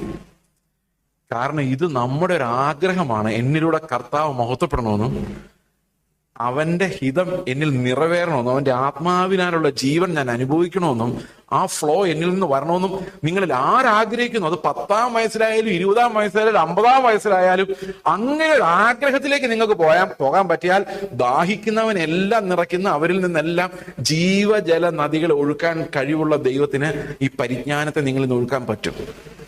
അപ്പൊ കുഞ്ഞുങ്ങളോട് നിങ്ങൾ പറഞ്ഞു കൊടുക്കുന്നത് എന്തായിരിക്കും അറിയോ? മോനെ, കർത്താവിന്റെ വഴികൾ, അവനാണ് രാജാവ്. അപ്പൻ മകനോട് പറയാം, നീ ഞാൻ പറയുന്നതല്ല മോനെ അനുസരിക്കേണ്ടത്. എനിക്ക് പലപ്പോഴും ബലഹീനതകൾ പറ്റും, ഞാൻ അങ്ങനെ നിസ്സാരനായ ഒരു മനുഷ്യനാണ്. ഞാൻ നിങ്ങളോട് പറയുന്നത്, ഞാൻ പറയുന്നതല്ല അനുസരിക്കേണ്ടത്. രാജാവായ ഒരുവനുണ്ട്, അവന്റെ മുമ്പിൽ നിന്റെ അപ്പന്റെ മുഴങ്കാലം മടങ്ങിയാണ് ഇരിക്കുന്നത്. അവനാണ് നിന്നെ ഉപദേശിക്കേണ്ടത്, നിന്നെ കാറ്റുപോലെ ആക്കേണ്ടത്, നീ പോകേണ്ടുന്ന വഴി എന്താണെന്ന് പറഞ്ഞു തരേണ്ടത്. ഈ ഒരു ഇൻസ്ട്രക്ഷനിലേക്ക് നമ്മുടെ കുഞ്ഞുങ്ങൾ വളരണമെങ്കിൽ ഈ പേരൻസ്, ടീച്ചേഴ്സ് ഈ പത്യോപദേശത്തിന്റെ ആ ഒരു തലം എന്താണെന്ന് മനസ്സിലാക്കണം, വിവേചനം എന്താണെന്ന് മനസ്സിലാക്കണം. ഞാനൊരു എക്സാമ്പിളോടെ പറയാം. ഞാൻ എൻ്റെ ഭാര്യയുമായിട്ട് ഒരു ദിവസം 2014 ഞാൻ ഭാര്യയുടെ വീട്ടിലിരിക്കുമ്പം അപ്പോൾ ഒരു സ്വത്ത് വിഭജിക്കുന്ന ഒരു പരിപാടി അവര് പ്ലാൻ ചെയ്തുകൊണ്ടിരിക്കുക. അപ്പൊ 8 പിള്ളേരാ എൻ്റെ ഭാര്യ വീട്ടില്. അപ്പോ ഭാര്യയുടെ മൂത്ത ചേട്ടൻ പറഞ്ഞു, ദൈവത്തിന് മുമ്പിലും നിയമത്തിന് മുമ്പിലും സ്ത്രീ പുരുഷ വ്യത്യാസം ഇല്ലാത്തതുകൊണ്ട് എല്ലാവർക്കും തുല്യമായിട്ട് വീതിക്കാനാണ് എൻ്റെ പ്ലാൻ. നിങ്ങളുടെ അഭിപ്രായം എന്താണെന്ന് ചോദിച്ചു. അപ്പൊ ഞാൻ പറഞ്ഞു, എനിക്ക് സ്വത്തുക്കൾ വാങ്ങിക്കാനുള്ള ദൈവിക നിർദ്ദേശം ഇല്ലാത്തതുകൊണ്ട് ഞങ്ങൾ ഇതിൽ കൈകടത്തുകയില്ല, ഞങ്ങളുടെ പേരിൽ ഒരു പ്രോപ്പർട്ടിയും ഉണ്ടാവുകയില്ല, ഞങ്ങളത് വാങ്ങിക്കില്ല എന്ന് പറഞ്ഞു. അപ്പൊ അദ്ദേഹം പറഞ്ഞു, നിങ്ങൾ വാങ്ങിച്ചില്ലെങ്കിൽ വാങ്ങിക്കണ്ട, നിങ്ങൾ വേറെ ഏതെങ്കിലും സഹോദരങ്ങൾക്ക് കൊടുക്കുവോ, നിങ്ങൾ ഗവൺമെന്റിന് കൊടുക്കുവോ, എന്തെങ്കിലും ചെയ്യും, അതൊക്കെ നിങ്ങളുടെ ഇഷ്ടം. പക്ഷെ ഒരു തലമുറയുടെ കണ്ണുനീരോടെ വീഴാൻ പാടില്ല. അതുകൊണ്ട് ഞങ്ങൾ ചെയ്യുമ്പോൾ ഞങ്ങൾ നീതിയായിട്ട് ചെയ്യാൻ പറ്റുള്ളൂ. അതുകൊണ്ട് ഇത് തുല്യമായിട്ട് വിധിക്കാന്നുള്ളതാണ് ഞങ്ങളുടെ തീരുമാനം എന്ന് പറഞ്ഞു. അപ്പൊ ഇങ്ങനെ പറഞ്ഞു കഴിഞ്ഞപ്പം എനിക്ക് ഈ ആദമിന്റെ പഴം എന്നിൽ വർക്ക് ചെയ്യാൻ തുടങ്ങി. ഞാൻ വിചാരിച്ചു എൻ്റെ പേര് മേടിച്ചാലല്ലേ കുഴപ്പമുള്ളൂ. അപ്പൊ എൻ്റെ ഉള്ളിലേക്കൊരു ബുദ്ധി തോന്നുകയാണ്, ഈ പ്രായമായ മിഷണറിമാരൊക്കെ ഒത്തിരി പേര് റിട്ടയർ ചെയ്ത് എങ്ങും പോകാനില്ലാത്തവരുണ്ട്. അപ്പൊ അവർക്ക് താമസിക്കാൻ വേണ്ടി ഒരു മിഷണറി റിട്ടയർമെന്റ് ഹോം ഇവിടെ ആർക്കെങ്കിലും തുടങ്ങാൻ ഏതെങ്കിലും ഒരു ട്രസ്റ്റിനോ സൊസൈറ്റിക്കോ പദ്ധതി ഉണ്ടെങ്കിൽ അവർക്ക് അങ്ങ് കൊടുത്തേക്കാം. എങ്ങനെയുണ്ട് ഐഡിയ?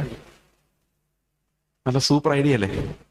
അതേ സമ്പാദിക്കാത്തവർ, വീട് വെക്കാത്തവർ, ഇങ്ങനെ നോർത്ത് ഇന്ത്യയിലൊക്കെ പോയി കഷ്ടപ്പെട്ട് തിരിച്ച് നാട്ടിൽ വരുമ്പം അവർക്ക് റെസ്റ്റ് ചെയ്യാനൊരു സ്ഥലം, വയസ്സനകാലം ചെലവാക്കാനും ഒത്തിരി മിഷണറിമാർ കൂടെ അവർക്കൊരു അനുഭവങ്ങൾ പങ്കുവെക്കാനും ഇപ്പൊ മറ്റാൾക്കാർക്ക് വചനം പഠിക്കാനൊക്കെ സാധിക്കുമല്ലോ.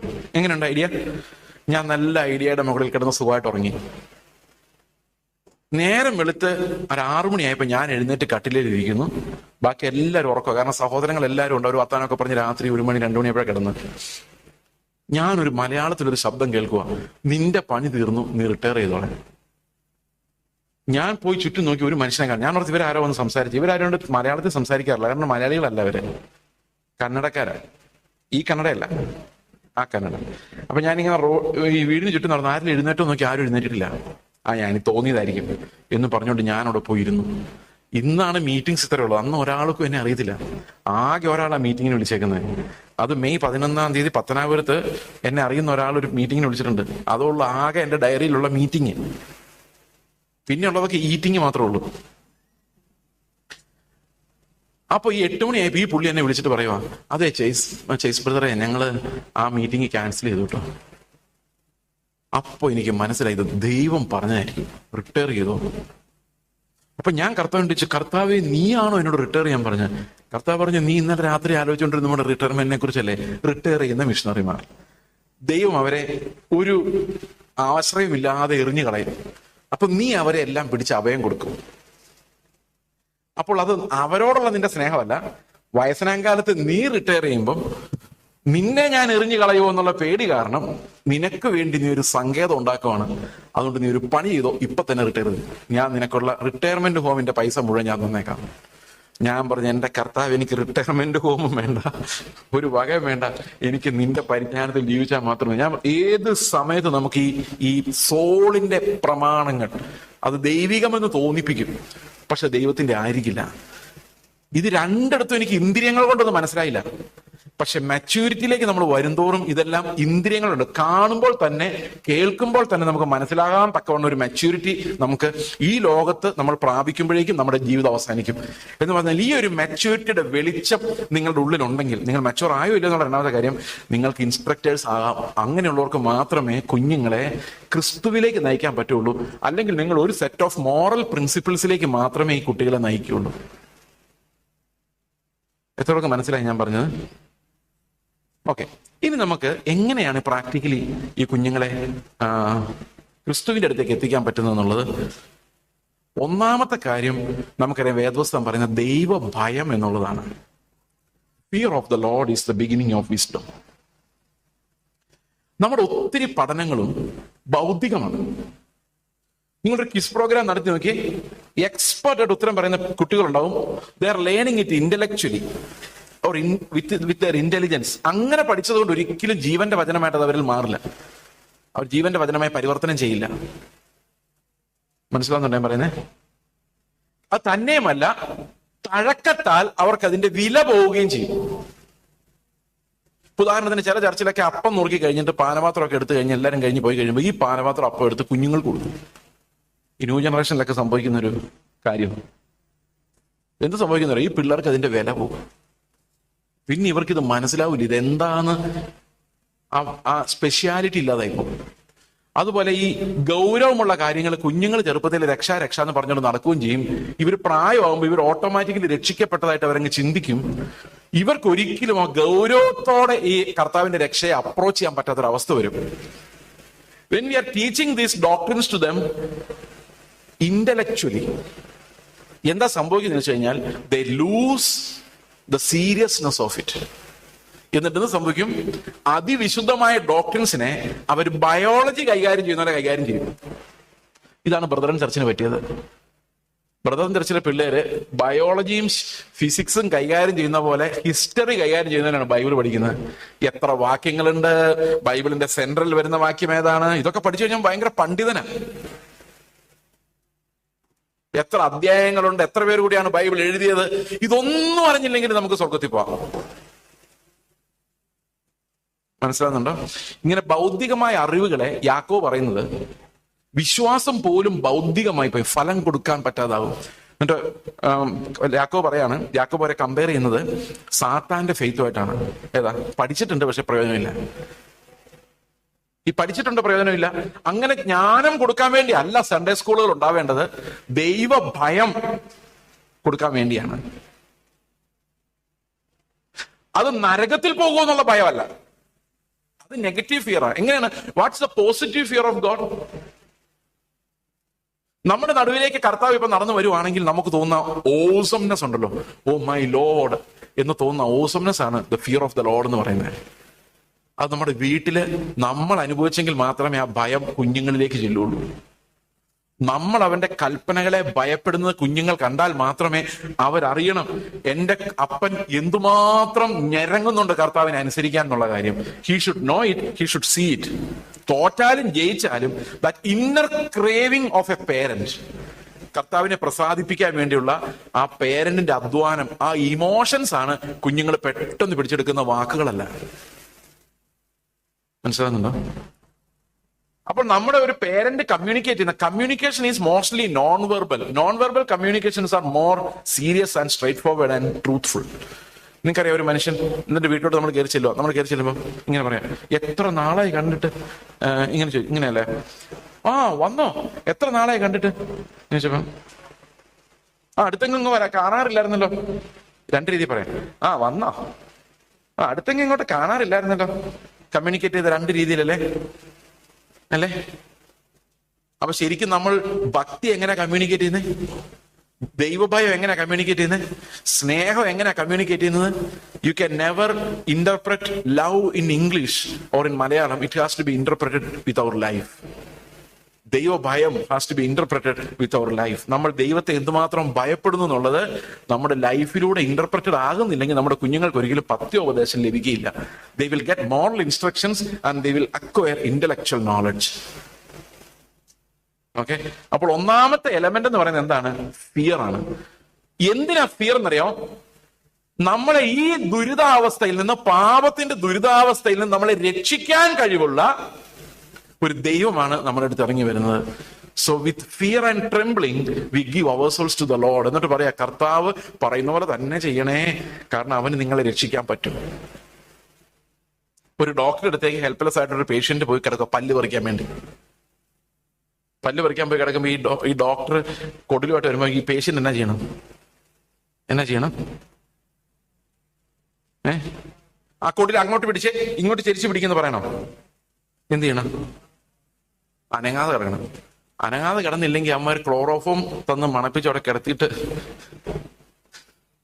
അപ്പോൾ ശരിക്കും ദൈവത്തിന്റെ കയ്യിൽ നമ്മൾ കാറ്റ് പോലെ ആകണമെങ്കിൽ നമ്മുടെ ട്രെയിനിങ് എന്ന് പറയുന്നത് we submit as parents and instructors, we are submitted and consecrated to the Lord എന്നുള്ള ആ ഒരു കമ്മ്യൂണിക്കേഷൻ ആണ് ഈ കുഞ്ഞുങ്ങൾക്ക് വരേണ്ടത്. അവർ പറയണം, എന്റെ ടീച്ചർ ഉണ്ടല്ലോ, എന്റെ ഫാദർ, അപ്പന് ദൈവത്തെ ഭയങ്കര പേടിയാണ്, അവൻ ദൈവം പറയുന്നതല്ല അതിന്റെ അപ്പനൊന്നും ചെയ്യത്തില്ല, ആ അപ്പൻ അതിന്റെ ഗമയൊന്നുമില്ല കേട്ടോ, ഇപ്പോഴും പാപിയായിട്ട് തന്നെയാണ് അപ്പൻ വിചാരിക്കുന്നത്. എങ്കിലല്ലേ നമുക്ക് ഇനി വളരാനുള്ളൂ അല്ലെ? അപ്പൊ ഞാൻ നീതിമാനായി പോയി കഴിഞ്ഞാൽ എനിക്ക് വളരാനില്ലല്ലോ. അപ്പോൾ നമ്മൾ കോപിക്കുമ്പം, നമ്മൾ അവരോട് കോപിക്കുമ്പോൾ അവർക്ക് പത്യോപദേശം അല്ല കിട്ടുന്നത്. അവർ മനസ്സിൽ പറയാണ്, ബീങ് ആംഗ്രി ഈസ് ഓക്കേ. നമുക്ക് ദേഷ്യം വരുമ്പോ രണ്ട് വർത്താനം പറയുന്നത് ഈസ് ഓക്കേ. അപ്പന്റെ അമ്മയുടെ മുമ്പ് പറയരുത്, കാരണം അവർ വഴക്ക് പറയും. കാരണം അപ്പനും അമ്മയും ദേഷ്യം വരുമ്പോൾ അങ്ങോട്ടും ഇങ്ങോട്ടും നല്ല ഡയലോഗ് അടിക്കാറുണ്ട്. അപ്പോൾ ദേഷ്യം വരുമ്പോൾ ഇങ്ങനെ ഡയലോഗ് പറഞ്ഞാലും പിന്നെ പ്രാർത്ഥിച്ചാൽ കുഴപ്പമൊന്നുമില്ല. പിന്നെ ഒന്ന് കരഞ്ഞാൽ മതി, അപ്പോഴേക്കും കർത്താവ് പാപം എല്ലാം വിട്ടിട്ട് പിന്നെ ദേഷ്യപ്പെട്ടോളാൻ പറഞ്ഞ് വിടും. കുഞ്ഞുങ്ങളോട് കമ്മ്യൂണിക്കേറ്റ് ചെയ്യുന്ന തിയോളജി അതാ. മനസ്സിലാവുന്നുണ്ടോ ഞാൻ പറയുന്നത്? അപ്പൊ ആദ്യം നമ്മൾ ചെയ്യേണ്ടത് ഈ ദൈവകൃപയ്ക്ക് വേണ്ടി നിലവിളിക്കുക. നമുക്ക് ദൈവകൃപ ഇല്ലാതെ, കൃപയുടെ ട്രാൻസാക്ഷൻ ഇല്ലാതെ, കർത്താവ് നമ്മളിൽ വസിക്കാതെ ഈ പരിപാടി ഒന്നും ദൈവികമായിട്ട് നടത്താൻ നമ്മളെ കൊണ്ട് കഴിവില്ല. അതാണ് ഒന്നാമത്തെ കാര്യം നമ്മൾ കൺഫസ് ചെയ്യുന്നത്. What is our confession? We are unable to do anything without the Lord. കർത്താവിനെ കൂടാതെ നമുക്കൊരു നല്ല പേരന്റ് ആകാൻ, നല്ല ടീച്ചറാകാൻ, നല്ല ഭർത്താവാകാൻ, നല്ല ഭാര്യ ആകാൻ ഒന്നും പറ്റത്തില്ല. അതുകൊണ്ടാണ് എഫേസ്യ ലേഖനത്തിന്റെ അവസാനത്തിൽ ഇത് കൊടുത്തിരിക്കുന്നത്. എഫേസ്യ ലേഖനത്തിന്റെ ലിങ്ക് പാസേജ് എന്ന് പറയുന്നത് എഫേസ്യ ലേഖനം 3:16. എങ്ങനെയാണ് കുടുംബജീവിതം, എങ്ങനെയാണ് സഭാജീവിതം, എങ്ങനെയാണ് പേരന്റിങ്, എങ്ങനെയാണ് ഓഫീസിലെ ലൈഫ്, ഇതെല്ലാം കാണിക്കുന്ന ആ 3:16, 17, 18, 19, 20 വാക്യങ്ങളാണ്. വായിക്കും. അവൻ തന്റെ മഹത്വത്തിന്റെ ധനത്തിനൊത്തവണ്ണം അവന്റെ ആത്മാവിനാൽ നിങ്ങൾ അകത്തെ മനുഷ്യനെ സംബന്ധിച്ച് ശക്തിയോട് ബലപ്പെടേണ്ടതിനും ക്രിസ്തു വിശ്വാസത്താൽ നിങ്ങളുടെ ഹൃദയങ്ങളിൽ വസിക്കേണ്ടതിനും വരം നൽകണമെന്നും നിങ്ങൾ സ്നേഹത്തിൽ വേരൂന്നി അടിസ്ഥാനമുള്ളവരായി വീതിയും നീളവും ഉയരവും ആഴവും എന്തെന്ന് സകല വിശുദ്ധന്മാരോടും കൂടെ ഗ്രഹിപ്പാൻ. അപ്പൊ നമ്മൾ നമ്മുടെ കുഞ്ഞുങ്ങളിലൂടെ വളരുക. എന്താണ് കർത്താവിന്റെ സ്നേഹം എന്നുള്ള പ്രാക്ടീസിൽ വളരുക, ഗ്രഹിപ്പാനും പരിജ്ഞാനത്തെ കവിയുന്ന ക്രിസ്തുവിൻ സ്നേഹത്തെ അറിയുവാനും. അപ്പം തോറ്റു വന്നിരിക്കുന്ന മകന്റെ അടുത്ത് ഞാനൊരു എക്സാമ്പിളിൽ പറയാം. ഇത് സ്വയനീതിയായിട്ട് വിചാരിക്കരുത്. എനിക്ക് അന്നേരം വിഷമം കൊണ്ട് അങ്ങനെ തോന്നിപ്പോയത്. ഒരു ദിവസം എൻ്റെ മകൻ വളരെ മോശം മാർക്കോട്ട് എൻ്റെ മുമ്പിൽ വന്നു. ഇപ്പം ഞാനിതെല്ലാം വായിച്ചു കഴിഞ്ഞിട്ട് എനിക്ക് ഭയങ്കര വിഷമം തോന്നി. ഞാൻ ഇവനൊന്നും മിണ്ടിയില്ല. ഞാനത് മടക്കി ഒപ്പിട്ട്, ചുമ്മാ ഒന്നും പറയാതെ ഒപ്പിട്ടങ്ങ് കൊടുത്തു. അപ്പം ഇവൻ എന്നോട് ചോദിച്ചു, പപ്പയ്ക്ക് നല്ല വിഷമം ഉണ്ടല്ലേ എന്ന് ചോദിച്ചു. ഞാൻ പറഞ്ഞു, ഞാൻ വിഷമിച്ചിട്ട് എന്നാടാ കാര്യം, നീ വിഷമിച്ചിട്ടല്ലേ കാര്യമുള്ളൂ എന്ന് ചോദിച്ചു.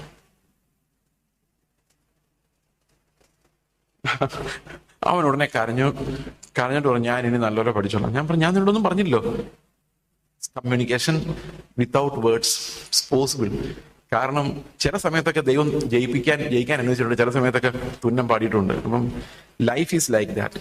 പക്ഷെ ഇതിനകത്തെല്ലാം നമ്മൾ വെക്കുന്ന ഒരു ലക്ഷ്യം എന്ന് പറയുന്നത്, ക്രിസ്തു എന്നിലും എൻ്റെ കുഞ്ഞുങ്ങളിലും എൻ്റെ സഭയിലും ഞാൻ പഠിപ്പിക്കുന്ന പിള്ളേരിലും എല്ലാം മഹത്വപ്പെടണമെങ്കിൽ ഞാൻ അവനിൽ നിന്ന് തന്നെ കൃപ പ്രാപിക്കാതെ ഈ പരിപാടി സാധിക്കില്ല. അപ്പൊ ദൈവത്തിന്റെ അടുത്തേക്ക് നമുക്ക് നോക്കാം, നമുക്ക് പ്രാർത്ഥിക്കാം. ആ സ്നേഹത്തിൽ നമ്മൾ നിറയാൻ വേണ്ടി, ദൈവത്തിന്റെ സ്നേഹത്തിൽ നമ്മൾ നിറയാൻ വേണ്ടി, ക്രിസ്തുവിന്റെ പത്യോപദേശം പഠിപ്പിക്കാനുള്ള മെച്യൂരിറ്റി നമുക്ക് എല്ലാവർക്കും ലഭിക്കാൻ വേണ്ടി നമുക്ക് പ്രാർത്ഥിക്കാം. ഞങ്ങളുടെ സ്വർഗസ്ഥ പിതാവേ, അങ്ങ് ഞങ്ങൾക്ക് തരുന്ന ഉപദേശത്തിനായിട്ട് സ്തോത്രം. അങ്ങയുടെ ജീവനെ ഞങ്ങൾക്ക് കമ്മ്യൂണിക്കേറ്റ് ചെയ്തു തന്നു കർത്താവെ. പിതാവിന്റെ സ്നേഹം പുത്രന് ലഭിച്ചതെല്ലാം ഞങ്ങൾക്ക് തന്നു. അത് വിതരണം ചെയ്യാൻ വേണ്ടിയാണ് ഞങ്ങൾക്ക് കുടുംബം, ആ വിതരണം ചെയ്യാൻ വേണ്ടി ഞങ്ങൾക്ക് മക്കള്. കർത്താവെ, ആ സ്നേഹം ഞങ്ങൾക്ക് പകർന്നു കൊടുക്കാൻ റിയാക്ട് ചെയ്യാത്ത, കർത്താവെ ബഹളം വെക്കാത്ത, പരിപാലിക്കുന്ന, മെന്റർ ചെയ്യുന്ന, വാണിംഗ് കൊടുക്കുന്ന, ദൈവഭയം കമ്മ്യൂണിക്കേറ്റ് ചെയ്യുന്ന, പരിജ്ഞാനത്തിൽ വളർത്തുന്ന സ്നേഹം കർത്താവ് ഞങ്ങൾക്ക് തരണമേ. ഓരോ ദിവസവും വേണ്ട വിസ്ഡം കർത്താവോട് ഞങ്ങളെ പഠിപ്പിച്ച് ക്രിസ്തു എന്ന പരമാർത്ഥത്തിലേക്ക്, അവന്റെ ധനത്തിലേക്ക് ഞങ്ങളുടെ കുഞ്ഞുങ്ങളെ നടത്തണമേ. നന്ദിയോടെ സ്തോത്രം. കർത്താവായ യേശു ക്രിസ്തുവിന്റെ നാമത്തിൽ തന്നെ ആമേൻ.